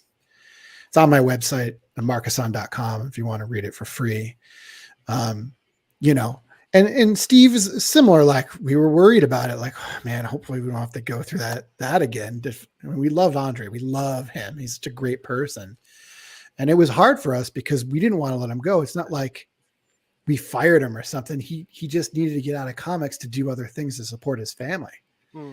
And he was only doing our book. So, that was a tough process. So we really wanted to spend a lot of time on it. And, we're lucky that we found Steve. We get along great with him, and it's awesome to watch him like just blossom on the book.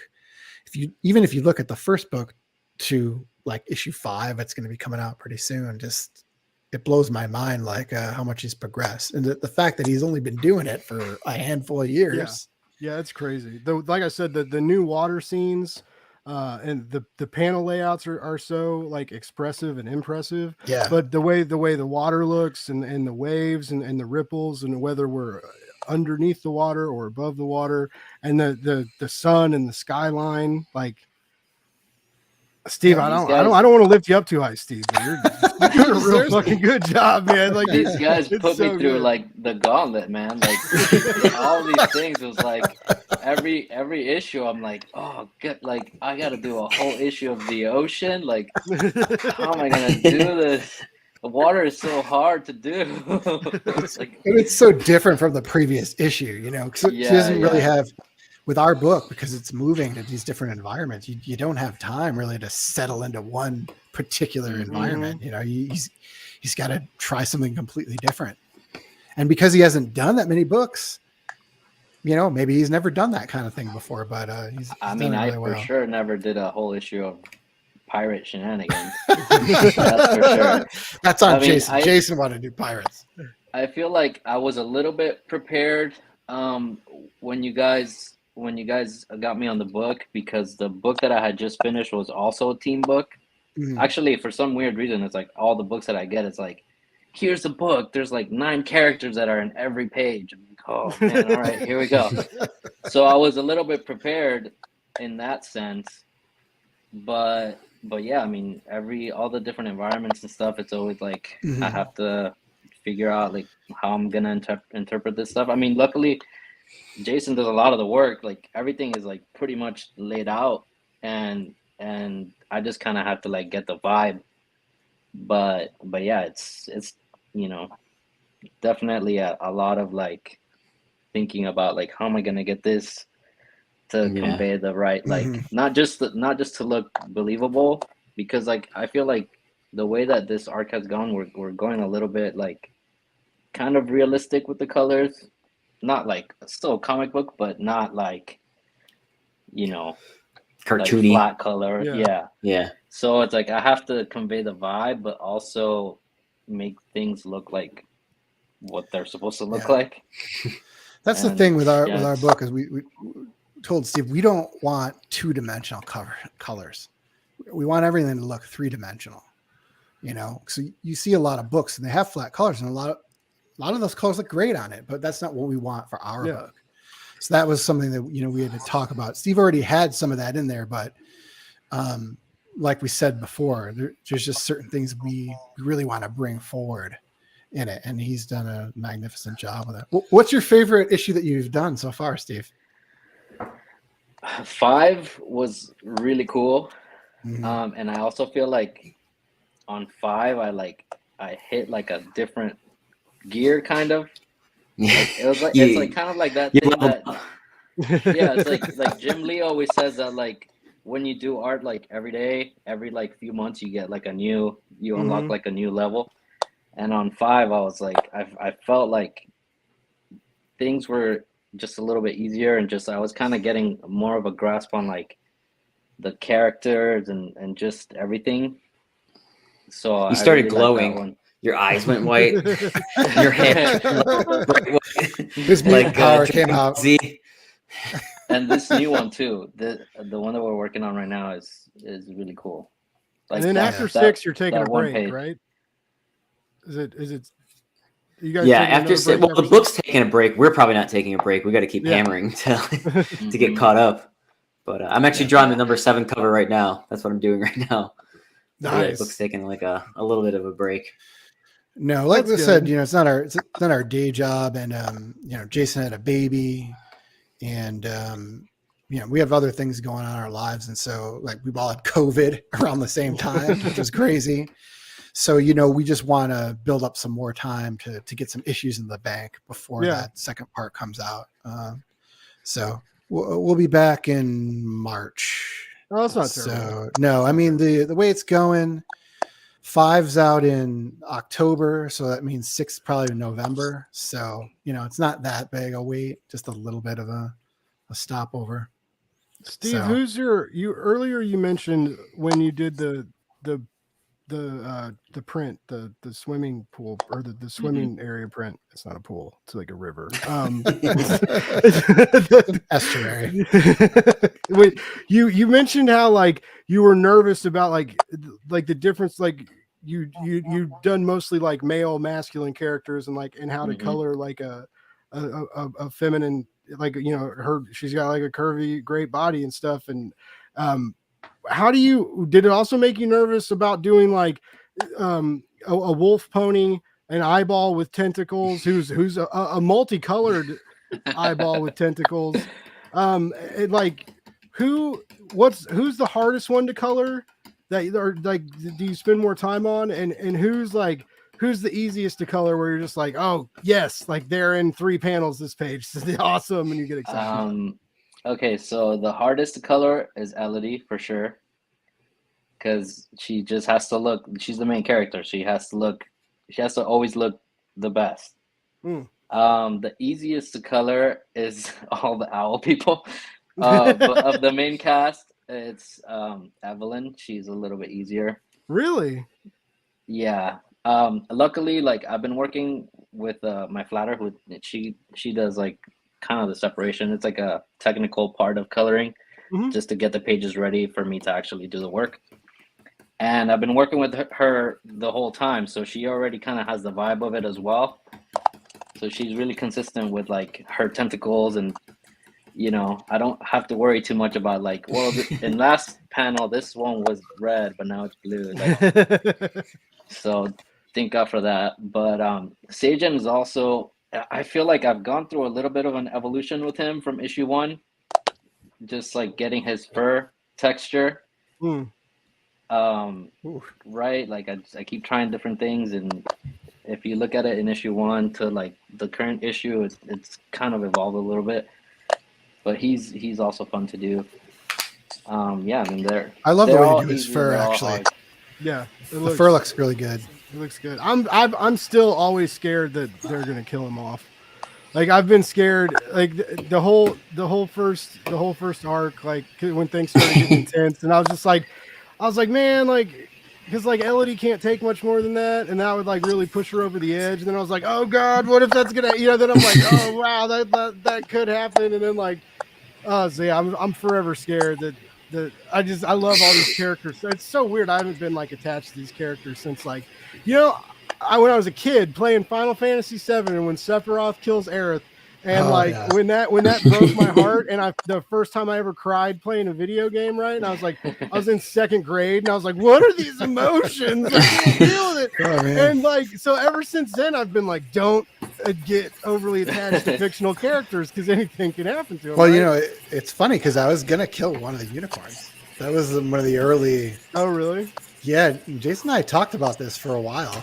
Because I have a tendency to want to kill the characters off, but then I get attached to them too, And I was like, how does it serve the story? Is what really matters. Like, well, I don't want to give stuff away, but I was going to talk about Voracious, but I don't want to give stuff away in that book. But it has to serve the story well. For me to do that, because I do love the characters and I want their arcs to be complete. So we'll see what happens in the rest of this one. What do you think about killing off? Like, they say like as a writer, like to kill your darlings. Like Nicole, what do you like?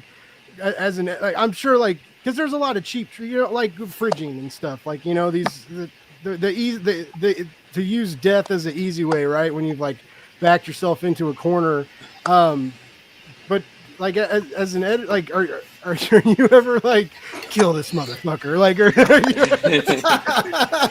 like this character didn't die yesterday. Like, do you think it's more of a? I mean, obviously, if it's done right, it's intensely powerful and traumatizing, right? But I mean, like, there's other ways sometimes to get there without like breaking all your audience's hearts. Like what's your preferred method in that? Like I mean, it's always going to be hard when you kill a character, and you definitely have to think beforehand, like, are there any more stories that I want to tell with this character that are impossible if I off them in this moment? And you also don't want to, if it's a character that has a lot of emotional like support behind it and people really love them, you have to make sure you're not giving them a cheap death. Versus someone that everyone hates, then you want to give them a cheap death so people can just enjoy it, or just a really painful one for those. So I feel like it's a weird balance. But yeah, especially when it's a character you hate, that's then you can have a lot of fun with it. I think that's honestly easier than when it's a character you love, because if it's a character you hate, then any way they go is gonna be great. But with a character you love, you want it to have like meaning in some way. Or, I mean, if you really want to shock people, then it has no meaning whatsoever and comes out of nowhere. But that would probably feel cheap. Yeah, I'm forever scared because, like I said, these characters in this book are so wonderful. And even I can't really think of a character that I want killed either. Like even the villains, like I'm like, man, like they're great on the page. With there's a scene with a bartender. I think that's in issue 5. Fuck, I did it again. This conversation always goes back to this issue we can't talk about yet. But they're like this like random person dies in a scene, and it's not like I'm gonna shut up. Never mind. Anyway, I didn't really spoil. I sort of spoiled something, but it's not like a big. Yeah. Well, I mean, I'll just stop while I'm ahead. We like to layer the characters, so even. Shinora Zell, that's an issue you can talk about because that's number 4. That's the one that's out now. But even that character, I mean, she is the big bad in it, but she has good reasons for what she's doing. And, you can sympathize with her when you read that issue because you understand her backstory. You know what happened to her, issues ago with Elodie. So, we'd like to have the layered characters in there, And the thing with our book too is that characters come back. There might be a small character in the book and you don't think that they're going to be a major player like Shinora, and then all of a sudden they come back and they Yeah. have a huge impact in the book, but it kind of crystallizes what the story was before. And it's the idea of the escalation, the idea that somebody makes a choice and not everybody's involved in that, and then people suffer because of it. That's really what the arc is about. You know, even though Elodie, you know, made the right choice in a lot of people's eyes, people suffered because of that. Yeah, I love that new twist too. But like, I mean, the whole deal that's like pushing the arc right now. But before that, Sarah says emotional deaths always break me. You should read. Oh my God, read Voracious. Oh my God, just you read it and just feel that pain. Oh my God, fucked me up, man. I love that book. That was a hard one. To Yeah. do.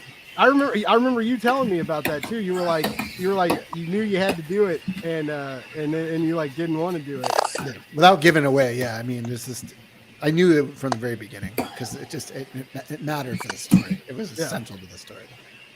Yeah, it's there's a few deaths in that book that just get like really into. It's a very oddly emotional story that, again, like even when we go to the other universe, right, and learn about, you know, the detective and like what's going on with him and how all this stuff changes because of dinosaur meat. Mm-hmm. God, man, this is all like reading that's like all coming back to me now. I was scared to write that issue. That the first issue of the second arc, where it was all Gus Horncrasher is a Triceratops man, and he's a cop.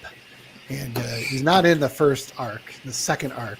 The very first issue is all about him and the police force and what he's going through. And I was nervous about it because you haven't seen that character, but I just felt like that was the perfect opening. I needed to show that character and his pain because it was very immediate, as opposed to Nate, who's the lead character in Voracious.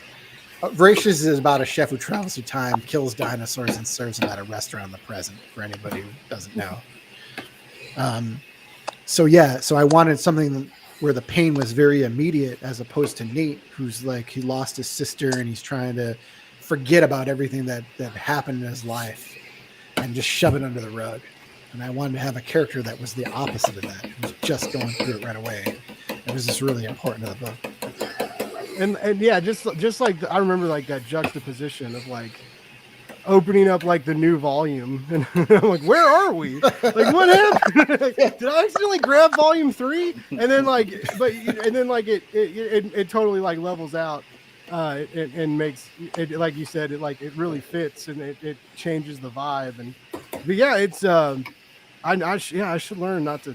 Make me want to read that book again. I haven't read Voracious in a while, so I should. I haven't either. It's been like almost a year. I think I interviewed you guys about a year ago, and I read that. I finished reading that right before we talked. Well, no, because I finished that. That's why you guys actually were interested in talking to me, because you were like, "Oh my God, you like bought our old comic and read it," and then I also was reviewing By the Horns. I'm really good at kissing ass, guys. Like I'm like, you're a champion. I'm like. Champion.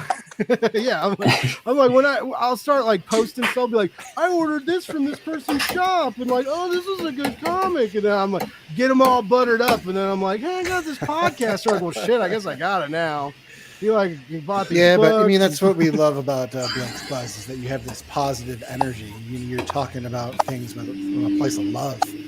You know, it's not about critiquing things and tearing things down. It's about celebrating comics, and I think that's the most important thing. Yeah, it's real easy to be negative, and like I just don't. Even when like because I did like the grad school workshop stuff too, you know, and like I mean even then like when we were doing workshops and you're telling people like what works and what doesn't, right? I still didn't like, you know, like so some people were just kind of ruthless in class, and even the professors would like try and organize the conversation to like keep it from getting too intense, but I mean, there's still like sometimes where people are like, "No, you're wrong. Like this isn't working at all. Why would you write this?" And I was just like, "Oh my God, I could never say that." So even if like I kind of know, I know what they're saying and it makes sense, but I could never just look at somebody and be like, "You really shit the bed here, man." And like, it really took me out of the story, and everything you did before that was ruined. Like. And I just really, and so like when I come across stuff, my buddy fucks with me and he says I like everything. He's like you like every movie, you like every book, which isn't true. I like a lot of stuff, but every now and then I'll be like, but I don't talk about what I don't like. I don't like. I think not covering something says a lot. So like if I don't want to like talk about your book, like that's me saying like it wasn't really for me, and I think doing that is better than like writing a review where I'm like, yeah, the art was man, yeah, the story was man. If I was writing this story because I could do it better, I would have done this. That's how I feel about it. I feel like negative reviews are like that, and what sucks is like there's a lot of people that like that, or that watch like YouTube videos that like break down trailers and trash every part of this movie that's not even out yet, and they get like 1 million hits, and I'm out here like talking about loving more and hating less and reading comics, and like I get peanuts, motherfucker. Like what the? It's not fair. Yeah, people like having strong opinions about things. That's for sure. Yeah, right. We're the land of hot takes. Yeah. God. Yeah, I feel like when you're a creative person and you see something that's not working, a movie, a TV show, I always think like, well, someone worked really hard on that. And they tried their best, Yeah. So I don't want to crap on it publicly, at least. Yeah. No. I remember there was a couple reviews that I read when the finale came out for the Arc 1. And a lot of people criticized your pace. I know, like everybody liked it. Like they'd be like, I really like this issue. Like everything was cool, and they were like, I think they were like, it felt a little rushed. And I don't think it felt rushed, but I do remember like the vertical splash pages that you guys put in, which kind of like that lost you some page count, obviously, but also like.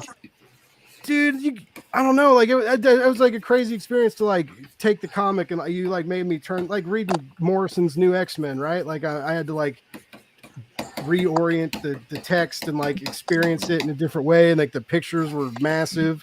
But I mean, even then, like I didn't think you paced it incorrectly, but I remember like I really wanted to like hop in and like defend you guys when I was reading that. I was like, you don't know shit about structure, man. And we got really good reviews Get out for of that. here. It was like one dude, but no, I love that's my favorite issue. So yeah, I love that. I mean, I rewrote that issue like 6 times. Oh, really? Which I've never done. I usually only do like a first pass on it. I don't really revise that much. I might revise dialogue, after Jason puts the word bubbles in, and I might change dialogue, but I don't rewrite scripts except for that one. That one I rewrote. Yeah. So I'm very proud of that one. That was my favorite because it tied up everything, and I was just really proud of that because if you read the very first page of the first issue, it's setting up for the end. So I'm already putting myself again in a box where I have to pay that off at the end as a writer. And I know Jason's going to kill it no matter what I do, but I have to be able to pay that scene off. And so I was really, really proud of that issue, the way it came together.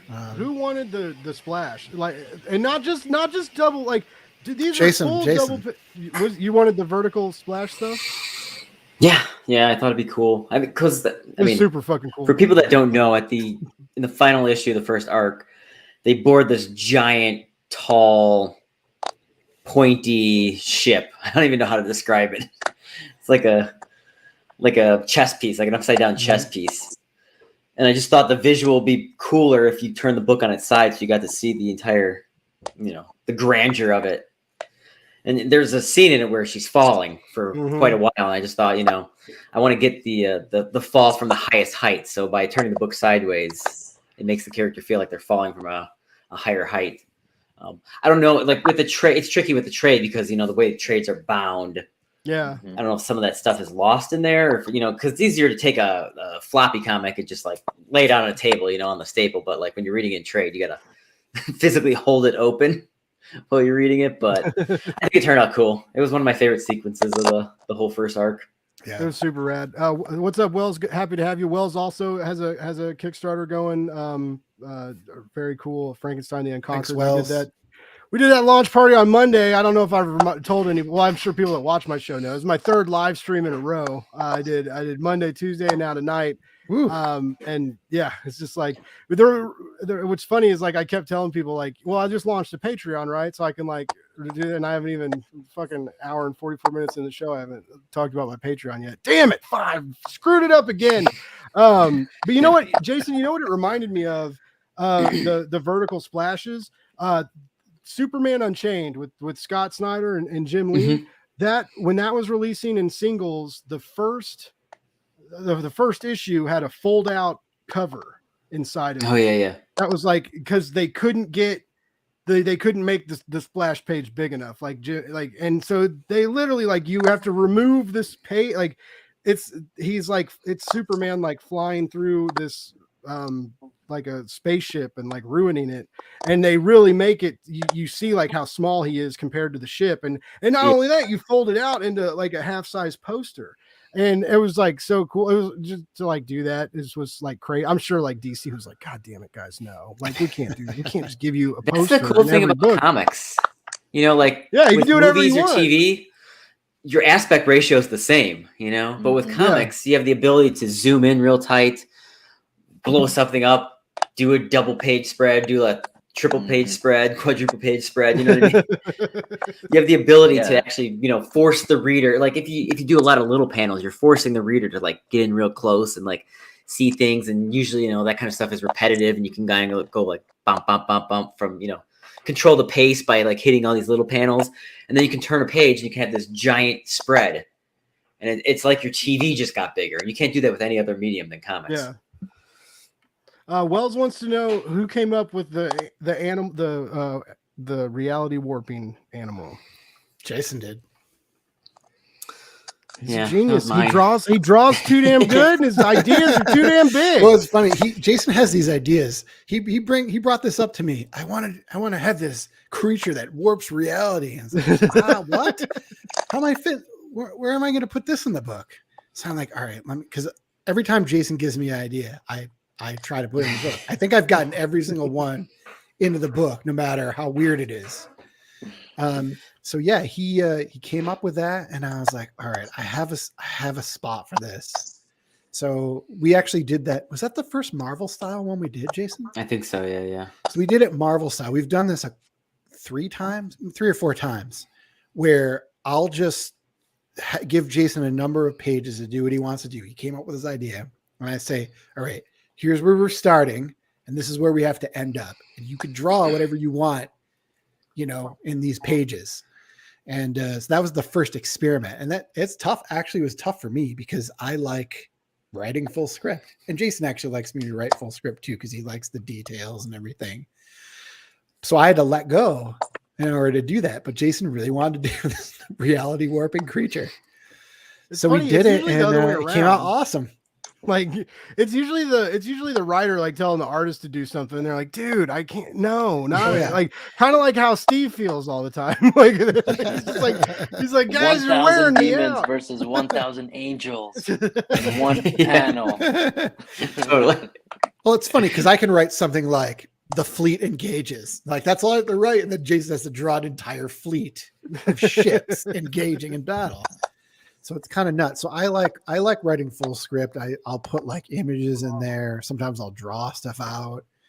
You know, Jason actually likes the detail, and then he can still do whatever he wants to do as far as the panel layout and stuff. But in this case, you know, he really just wanted to draw a sequence, and so we did it, and I think it came out really well, and it worked. It moved right into the next segment seamlessly, and so we've done that a couple times. There was the scene in the desert. It's like an Indiana Jones style trap. Jason really wanted to draw that. I was like, where am I going to fit this? Yeah. I told Markisan I just want to draw booby traps. What? It's a plot for me to draw booby traps. So then I was like, that was like the Indiana Jones issue, right? That was Yeah. So that sequence was, you know, again, like I'll write, there's certain panels because I need the comic to end in a certain way, or I need the character to say something. So I might write out a couple lines, but for the most part, Jason's just drawing it, and then I would put dialogue over it if it needed it. In that case, that one was actually really hard because Jason had drawn a couple sequences where they're interacting, the gang's interacting, and I didn't think of it. So I'm like, the hell are they going to say in this section? But then, you know, I thought of it eventually, and I'm happy, really happy with it. I think the sequence came out really cool. Everything about your comic is, there's nothing not cool, like about it. Like, you have to like really spend a lot of time and like go through these pages and be like, well, the pacing here. Anyway, well, the Kraken one was like that too. The big Kraken monster was darker. Was it 3, Jason? 3? Yeah. He really wanted to do that sequence, so we did a couple pages. Like, all right, here's they're engaging in the fight. Here's where it starts. Here's where it has to end. And then Jason did he laid it out how I wanted to do the fight. So that was we've been doing a most little bit off more the rail shit so far too. And by the horns, like the whole like you find like it goes underwater out and like they're like, oh, we'll go underwater now, and I was like, what? And then like, but also the sea riders, like the assassins, and they're like their mounts, and like I was like, what the fuck, man? And then like Squid and then the Riders. crazy like dinosaur birds like distract the Kraken. I'm oh my god. Like I was like, what is happening? I was so blown away. And I have to like sometimes, and I do this with like when I really like the art, I have to remind myself, but like sometimes especially on a tablet, right? Like you'll tap it, in which it's a lot easier to turn a page tapping it than like actually turning the page, right? And so like sometimes I'll like get too excited when I'm reading on the tablet, and I'll be like, oh, and I'm like, then I have to go back, and I'm like, oh, you didn't read a damn thing for like 5 pages. I just kept like, and that happened. I just like was absorbing like that, and some of it's quiet too. Like there's some awesome like really great action panels. Like I said, like the new layouts and how you guys are putting those on the page and stuff. You had a lot to live up to, man, and you are exceeding all of our horny expectations, basically. I think it's the benefit of being like an ongoing series is that we have more room to breathe. So I wanted the action sequences to breathe a little bit more, and I don't like doing dialogue and action sequences. I really want to showcase Jason and Steve, and like that the Gargum Paratus, I think I called that Kraken thing. Like the colors in there is freaking amazing. I love that sequence. So you really get to see them, just kill it on those pages. That's what I really like. I wanted sequences in this arc to really showcase the art. We did that in the first one, yes, but this one even more so. Yeah, because I'll never forget that first issue with like the whale monster thing, and that dragon whale. And yep.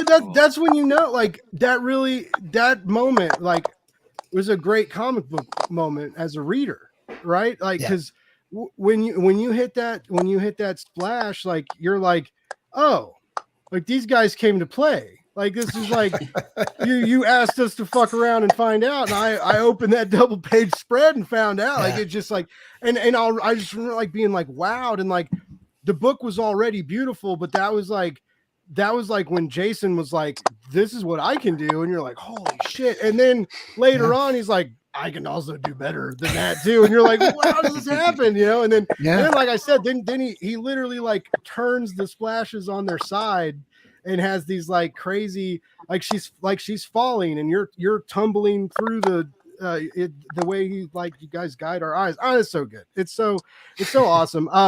I like David says like make sure there's horses and bikes on each ship, and I've heard many people say like horses. He says horses riding bikes. Riding bikes. He wants horses to actually ride the bikes. But I've heard horses are like really hard to draw, and one of your main characters is very horse-like. And there's we had 2 horses in our book. Oh, and unicorns, yeah. But like Sajin is more like he's there more, and he's like he's got like the little earpiece things and stuff, and you put all these extra details on him. He's a wolf deer, so he's like a wolf, but he has hooves and antlers. Yeah, that's one of the trickiest things of the book is 75% of the cast are animals. It's anthropomorphic mostly. Yeah, I know. Again, if people don't know the book well, Elodie's the only human in the group. There's a talking wolf deer. There's a floating eyeball, and there's a pair of unicorns. And that's one of the trickiest things is making them all act and emote. You know. Yeah. Making a horse look, bashful or angry or making a singular eyeball like convey the heaviest of emotions. Well, Jason loves doing Evelyn though, because she's like an emoticon, even if she's not talking, she's in the background and she's like telling you how to feel in the scene, or he's showing you what the feeling is in the scene. So Jason will just throw her in there just to do that sometimes. Yeah, Markisan will write things like, "Oh, Evelyn's like scratching your chin because she's thinking," but it's like Evelyn doesn't have a chin; it's just an eyeball. I love. So you got to do a lot of implied stuff. Because she drinks. Oh yeah. It's like, Jason said that to me. He's like, "How does she drink? She doesn't even have a body." I was like, "Who cares?" We've never really established where the fluids are going. Markisan in one script just wrote Evelyn was drinking hot chocolate, so I wrote, "So Evelyn drinks," and he's like, "I guess, yeah." Where does it go? I love it to have a little mystery. Like, not everything has to be explained. It's just funny. And she's the first one that's always like getting drunk. Yeah, like beers for everybody. Like, that's because she's been cooped up that whole time. She's never really experienced life outside of that freaking tree dungeon, and now she's out. She has friends, and everything is new to her. So that's how you kind of have to write her. That's why having her like as an emoticon works so well, because she's reacting to everything from this like innocent perspective. Yeah, I really loved like what the page that I just finished coloring. I won't say what it is, but she's just having the time of her life in that whole thing. Yeah, she's fun. Yeah, it's one of my favorites. There's a scene that we can't talk about from 5 where they talk about family, and that. Oh man, you guys made me cry. A moment, again. Blake? You guys made me cry again. Like I wasn't like bawling or anything, but I was just like, ooh. And then I was like, why is my face itch? And there was like this singular tear. And I was like, damn it, you guys did it again. Who's your Nicole? I know it's getting late, so I figure like one quick question, and then we can like let everybody. I want everybody to remind everybody where to follow each other and find each other and stuff. But like real quick, I want to know everybody's favorite character, not necessarily like who's easier to draw or color or but like we've got a very vibrant diverse cast of both good people and bad people. I want to know everybody's favorite character. Start with Nicole. Oh God. Now I'm conflicted because you just talked about how great Evelyn is for so long. I'm like, he's really winning me over, because I was going to say Elodie, and then I was like, oh, but Evelyn's so cool. I'll stick with Elodie. Like, I really do. We want to go into why? Are we doing quick? No, I want to hear why. Yeah, like let's. A while.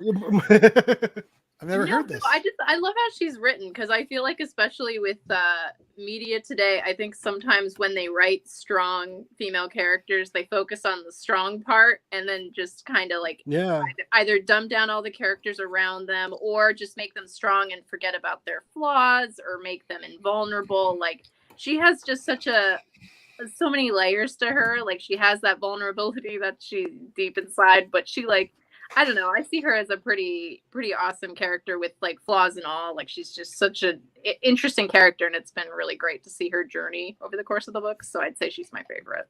Nice. I agree. I always like to bring up the bloomin' onion, analogy, where because she's like this wonderful bloomin' onion. They bring that out to your dinner table and set it down, and it's a beautiful sight to see, right? And you're excited, and then like. And like sometimes it's a little crunchier, and then sometimes you get a little bit more onion, and then sometimes you get that dipping sauce. It's just like every moment is just new and fresh and delicious. And I get that with Elodie too, and I like what you mentioned about how hard it is to write. Like a strong female character. Not a lot of men writers can do that. I obviously we don't get it sometimes, or we haven't experienced that. And I think that she is so like you said, flaws and all flushed out. Everything's on the table. She's not afraid to be vicious, not afraid to be vulnerable. And when those times happen in the narrative. Like it's so easy to see and feel real. So yeah, good job, guys. Steve, who's your favorite character?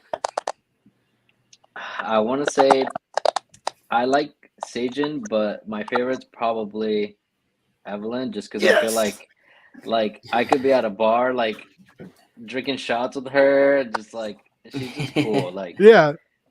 it's just, And if every you time piss that someone off, she's gonna like grab 8 glasses and break them all at the same Yeah. time on the counter. bust out the cable gun, like I don't know, or it's just like okay. Yeah, I like all the characters, man. Like it's kind of, I mean, I spend so much time just like coloring everything that like there's just different things that I like about everybody. Mm-hmm. And then what, Jason? Who's your favorite? I mean, she's the main character of the book, but I do enjoy drawing Elodie. She's the only human some of the time, so it is fun to just draw a human character for a while. Evelyn's super fun to draw as well. You know, for an off the wall suggestion, I think my favorite supporting character lately has been Elkeb. Elkeb, is that how you pronounce it? I don't know. I've never really said it out loud. Yeah. Elkeb's the You know what that he's is? the pirate captain. Yeah, Unscramble those letters. I don't know what. Caleb. Caleb. Yeah, I don't know Caleb. I got it. You know who it's named after? Blake. No. Shut up. Alkeb. Yeah, I love that guy. Yeah, I don't care if you're lying or not. I'm gonna tell. I'm not lying. I was like, I'm in by the horns, motherfucker. That's ridiculous. You guys stop it. You stop it. Get out of here. 2 hours in, this revelation comes. I know. Shit. I never mentioned that to him, but that's where it came from. It's coming from you. Well, It wasn't even planned. Evelyn's yesterday's news. I'm all about the pirate captain. Pirate captain. Yeah, he's fun great. to draw. He's fun. You know what's funny? Sometimes Markisan, back in the first volume, he would say like, okay, they meet a shopkeeper who looks like this.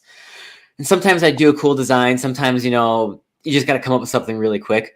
But I've now learned doing the book this long that characters come back. So I got to make sure I do a cool design for all of them in case they are a reoccurring character, which I didn't think the captain would come back. I thought he'd just be a one-issue guy. And now we're on issue 6 and he's still hanging around. So I'm glad I tell Jason to draw everything awesome. I don't understand. What do you mean you don't like some of these designs? You just need to draw everything awesome. Because he doesn't like drawing the Owlsland, and they're like huge part of the book now. So yeah. Why do you not like drawing? Are they like kind of difficult, or are they're very different than everything else? Why do I not like drawing the owls? Because one, their faces don't really emote. They just have big black eyes and beaks. So they can't get a full like range of emotion. So sometimes it's hard. Like they can't even like look to the side, or you can't tell if they're looking right at you or looking, you know, peripherally, because they're just they're 2 big black eyeballs. They can't really do a lot of things with their mouth because they just have beaks. And yet Jason also gets it across. Amazing. Yeah, it's tricky. They're also very thin. I made them really thin. And if you're reading the current arc, you know that one of them is kind of the big bad coming up. Mm-hmm. And so it's hard to make such like I imagine they only weigh like 40 pounds, right? Because they're probably hollow bones. So you got to like thread that needle where you got to make them seem threatening, even though they're so, you know, like wispy and tall, and you feel like you could just like kick them, knock them over. Which is funny because I never experienced that. Like I love this. I love the new bad, the new big bad. Like I'm just like they're very threatening. And I love what you're gonna find out more about them in issue 5, and that's just super cool and super sci-fi and super metal. So that's yeah. Anyways, yeah, I really hope everybody buys issue 5 for like I feel like all we've talked about is like skirting around the areas of issue 5. October. It's coming up soon. And last but not least, Markisan, who's your favorite? Elodie. Yeah, I mean, Nicole said it very eloquently, but she's the character that drives the whole story. So I don't think I really appreciate what you said about her and a female character. I don't actually think about that much. I just want to write, layered, multi-dimensional characters. But yeah, she's a very vulnerable character who has a lot of skills, and so she can be confident in that. But for the most part, she's shattered. She doesn't know how to go through life because she's lost her love, but not lost her love at the same time. You know what I mean? So that's what's tough about her. She's always kind of in this like purgatory mode, right? And then the actions that she takes, the choices she makes affects everybody else. So then she has to deal with that on top of it. So I like that. I like exploring that part and how it affects her, how she's going to get over that, and how she's going to, build this family with the characters. And we've seen that over the course of the issues. They're her support system, and so yeah, I think that even in issue 5, the choices she makes affects what happens in that issue. She can't help it, she doesn't even know. She doesn't even realize what she's doing some of the time. And so I like that part of it. She's not this like character who always knows what to do. She's not super strong all the time. And sometimes she needs help. She can't even fight most of the guys, the wizards, without the help of the unicorns. Yeah. And she has to come to like recognize that over the course of the series. So her character is my favorite. I love all the characters, don't get me wrong, but Elodie was the one that I thought of when I first started the book. And even though we may focus on other characters throughout the run, it always kind of comes back to her. Oh, definitely. Yeah. And I'm glad it does. And yeah, she's so great at so many things. I'm so excited for everybody to get back to. I'm really glad to like go back to the unicorns. Like I want to know how that scene is going to go. Like, because like in volume 1, like it felt like a lot of times when like these relationships would get stronger, she would step back, or like kind of try and push someone away, and was like was like scared to become friends at times, and we wanted to keep her distance. And as you guys broke that mentality down and like brought this ragtag group of people together that have now become a family. And so yeah, like there's going to be this very I'm hoping a pleasant reunion. All right, I could also see it not going as well as everybody hopes, right? But there's a very bright white light of hope at the end of issue 5. All right, like it's just like you can't finish issue 5 without like a giant fucking like sappy goofy smile on your face. It's just like it's like, oh wow, oh my god, and it's like anyways, so I'm really excited for people to experience that. All right, so this was so amazing. First of all, thank you all for sacrificing your Wednesday nights to come. Some of you came back on Blake's Buzz. Some of you have been here the first time, and so I want to go around. I want to make sure everybody knows, like where's the good places on social media to find you. Nicole, I do want to shout out one more time. Is the 19th? Is it the 19th for Road Trip to Hell? Is that? Supposedly, I hesitate to give exact dates because of the paper shortages and all the other stuff. So let's hope for the late October. It's a good time. Soon. It's a great time. Sometime in the spookiest of months, will you have a comic called Road Trip to Hell, which is full of great art. It's a good story. It's about the son of the devil. Finds out he's inherited hell, and the crazy shenanigans that the people you come across in issue 1 are enough to warrant a pre-order for number 2 already. Or if you were lucky, like some of us that got it on the Kickstarter, like I did. It's really good. So buy it from Scott. Yeah, definitely. And the new cover's great. great too. So yeah, I'm super excited about that. I'm really glad. As much as I love seeing your name as an editor, that makes me as a consumer feel safe and like the safe, warm place that this is worth my money. As much as I do think you're a really great storyteller as well, and I hope you continue to give yourself enough time to chase those projects, because you have a good voice, and that I appreciate you helping other voices be heard too. But like, I want more Nicole comics, basically. You're a great writer. Sorry. Oh no, thank you so much. I hope I give myself more time too. But no, thank you so much. That's really sweet, and it means a lot to hear that. So no problem. And so where's the best place to find you on the social medias? For me, I mean, my general hub of my stuff is I have comicmaven.com. Pretty much that's my name on all social media. So like Twitter, it's like comic_maven, Instagram, Facebook. But yeah, if you just go to my website, you can find all the good stuff. So how many comics do you like, what's your credit like as an editor? Like what's your number? You mean right now or yeah, right now, that's like that people know. Oh God, come back to me on this one. She's worked on so many comics she doesn't even remember. Wait, I know them. I just have to count them. Oh, come on. You have a spreadsheet for this. I do have a spreadsheet. Wait, I do have a spreadsheet. Okay, wait. So we're counting just comics, web comics, or light novels, or what? How many instances are you on any kind of book listed as an editor? Okay, books. So I'll go with comic. Scout is 2, 3. Okay, most of these haven't been announced yet. So to be fair, there's like three or four ongoing right now for Scout that I do, and then I do a bunch of ones that are on Kickstarter, and my thing is not loading.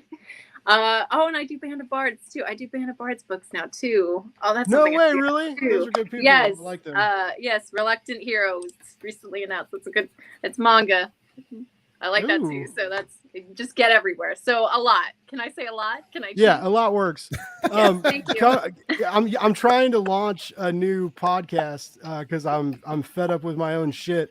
For Blake's Buzz, I'm trying to launch Unbelievable and do like a manga anime, because I in the last year I just got into manga, and it's like it just blows my mind. It's so amazing. And I keep the people that have like shown it to me, and other people, no one will commit. They're like, oh, like I have kids, or I'm like I have a job, and I'm like, okay, but like I have a really good podcast title that we have to do something with. And it's like no one can commit. And oddly enough, Justin Birch is like, he was like, I'm into it. And I was like, no. I was like, what? How'd that happen? But anyway, you may have to come back. You may have to come back on the podcast that isn't real yet one day. That would be cool. I've watched anime since I was a kid, so I could talk about anime for a very long time. Nice. Are you excited for Chainsaw Man? I'm like always on.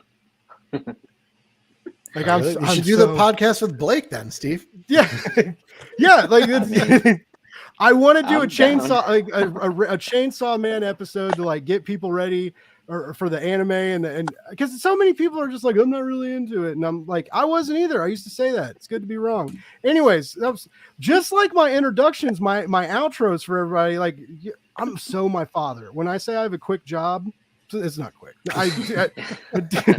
Jason's like, man, it's late. We got to go.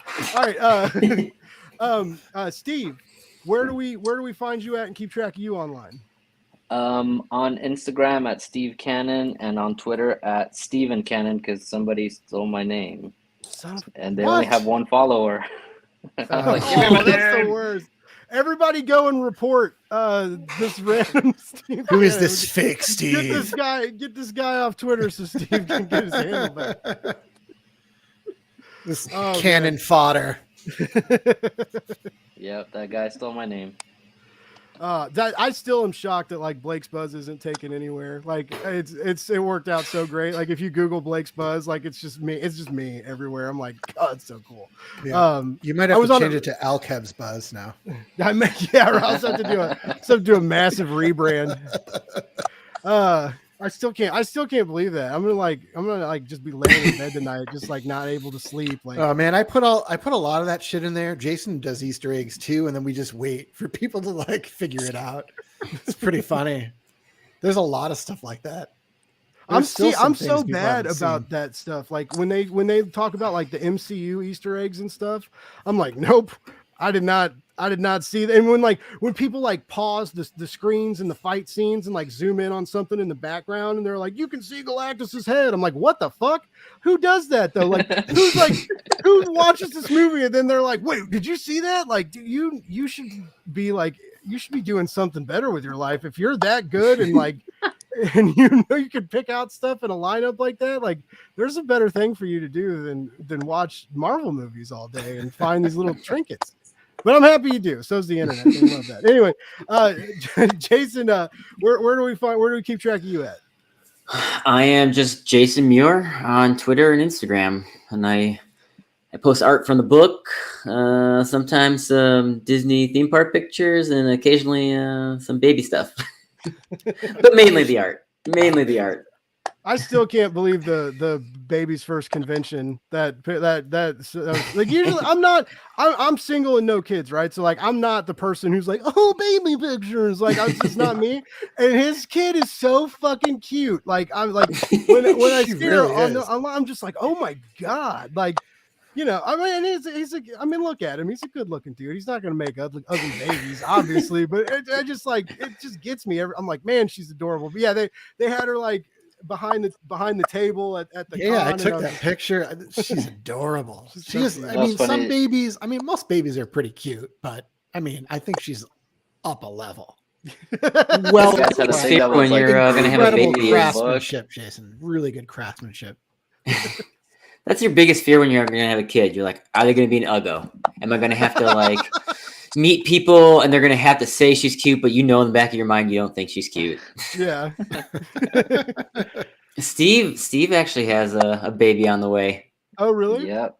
Baby on the way in January. It's Oh, funny you guys man. were talking about dinosaurs. I'm like here, like my nursery is like all dinosaurs. Oh, that's yeah. awesome. Yeah. That's fabulous. Your kid may grow up to be a podcaster too, Steve. Dinosaurs. Who knows? Hey, I did go to college at least, and now I'm in debt forever. But I think, First kid, right, Steve? Yeah. Oh boy. Just make time for our colors. That's all I got. Yeah, say. just remember where your priorities lie. That's a big deal you got to do. You know, Dave. I know Dave knows me too well. I've interviewed Dave twice now. Look at this. I love this book. Oh, you got the hardcover too. Oh yeah, man. I got all the issues and the hardcover. Oh my god. I just read it. He loves it so much. Wham. This thing's indestructible. It's worth $49.99. Madcave.com right now. You go get that shit, throw it on the floor. It'll never break. He should be one to talk though, because both times when it's just David and I, when we've done interviews, we've ended up talking like both times for like 4 hours. And so I like in 2 interviews with David Hazan, I have like 8.5 hours of audio or something crazy. Like I could do like numerous David Hazan episodes. Yeah, this guy loves it. He's been on this cast for another 2 hours. He just wants to be in the buzz. Well, 3 times, just you and I, and it were twice, and then when we were with the Nottingham group the other night, that was 3. So yeah, he's been on 3 times. Markisan, this is Markisan's 3rd time because he did the Blake's Buzz best of. That was crazy because I was in Hawaii. We were moving, like everything was out of the apartment, and then I was in this little room with a computer, and then we had to go. And I had to do it from the car. Yeah. And my internet was fucking up. And so Markisan is on his cell phone. And like every 5 minutes, like my internet would freeze for a second. And Travis Gibb was like, fucking, you're in Hawaii in a car and you have better internet than our fucking host. I was like, I'm sorry. I was going to go, but you kept counting down and like By the Horns hadn't been named yet. I was like, I guess I got to stick around. Yeah. Because I told him, I was like, hey, you guys are my number 1 pick. And I did not expect both him and Travis to like stay on for this like whole 3.5 hour stream with me. Like just like they ended up being my co-host. So yeah, that was super fun. And I don't have any babies. Yeah, like same.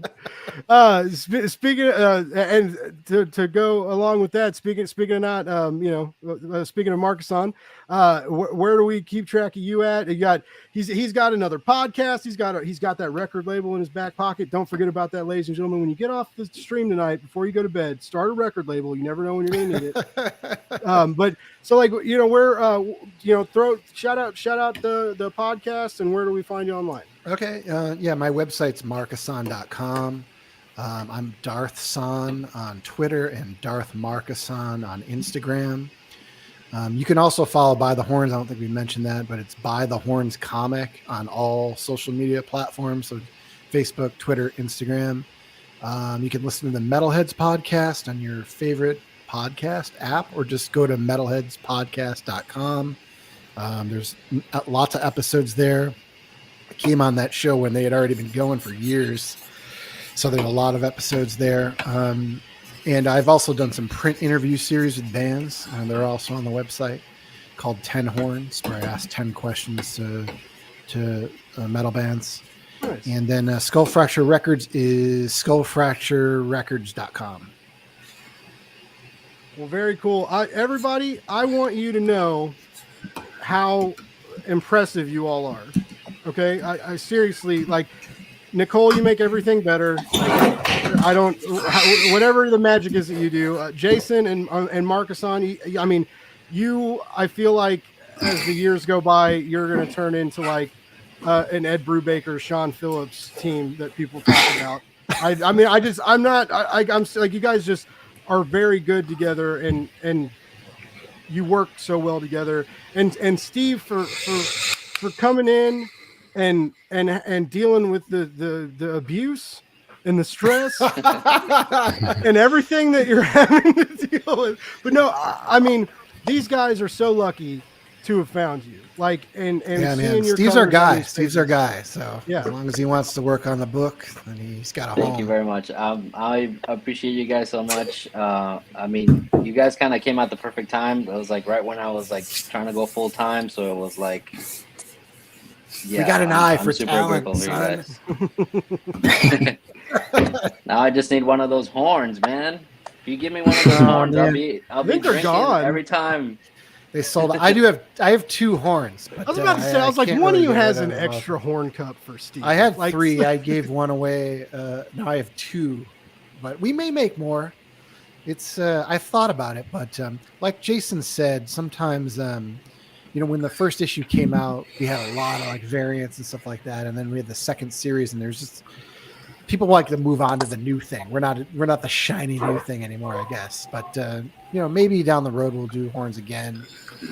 I'd like to do meat again too, because that sold out as well. And I only have one bottle left. I'm mad I didn't get that. That was cool, because that was the deal. You could get this Viking cup, and then you could get like a bottle of By the Horns mead. And then I just got the horn in the VHS #1 variant, like a sav, like just a synth. That's a great variant. That's good. Yeah, it's good. But yeah, anyway, like, thank you. This was so cool to get to talk to everybody. And Thanks, Blake. Again, like, I'm glad you're all back. I'm glad the team is everybody gets along. The book is great. I don't know if anybody picked this up as the night went on, but issue 5 is wonderful and it's awesome. And like, everybody needs to buy it next month. Everybody also needs to check out Road Trip to Hell, coming in October. It's again super fun, lovely art. A little bit humorous, back with a lot of demonic shenanigans, and I'm excited to see like where that goes. And I mean, pretty much, like, I appreciate everybody. I appreciate our listeners. Like, thank you for hanging out with us for 2 hours and 22 minutes. Those of you who are still there, or people that listen to it later, I launched a Patreon. It's patreon.com/BlakesBuzz. It's there for you, and the help is appreciated. And I'm going to be launching a exclusive podcast soon called the Honey Pot, the sweet spot for nerd news, and I'm really excited to do that. And I got a newsletter that's going to go out. I think this weekend's going to be the first newsletter, and again, whether anybody backs that or not, I'm not going anywhere. I still appreciate everybody. Remember, love more, hate less, read comics, buy the horns, get volume 1 right now, get some variants, go to Jason's website, get a sketch before he charges like hundreds of dollars for him, because that's going to happen soon. He's blowing up. And then, everybody, like, best of luck to you, and good night. Thanks, Blake.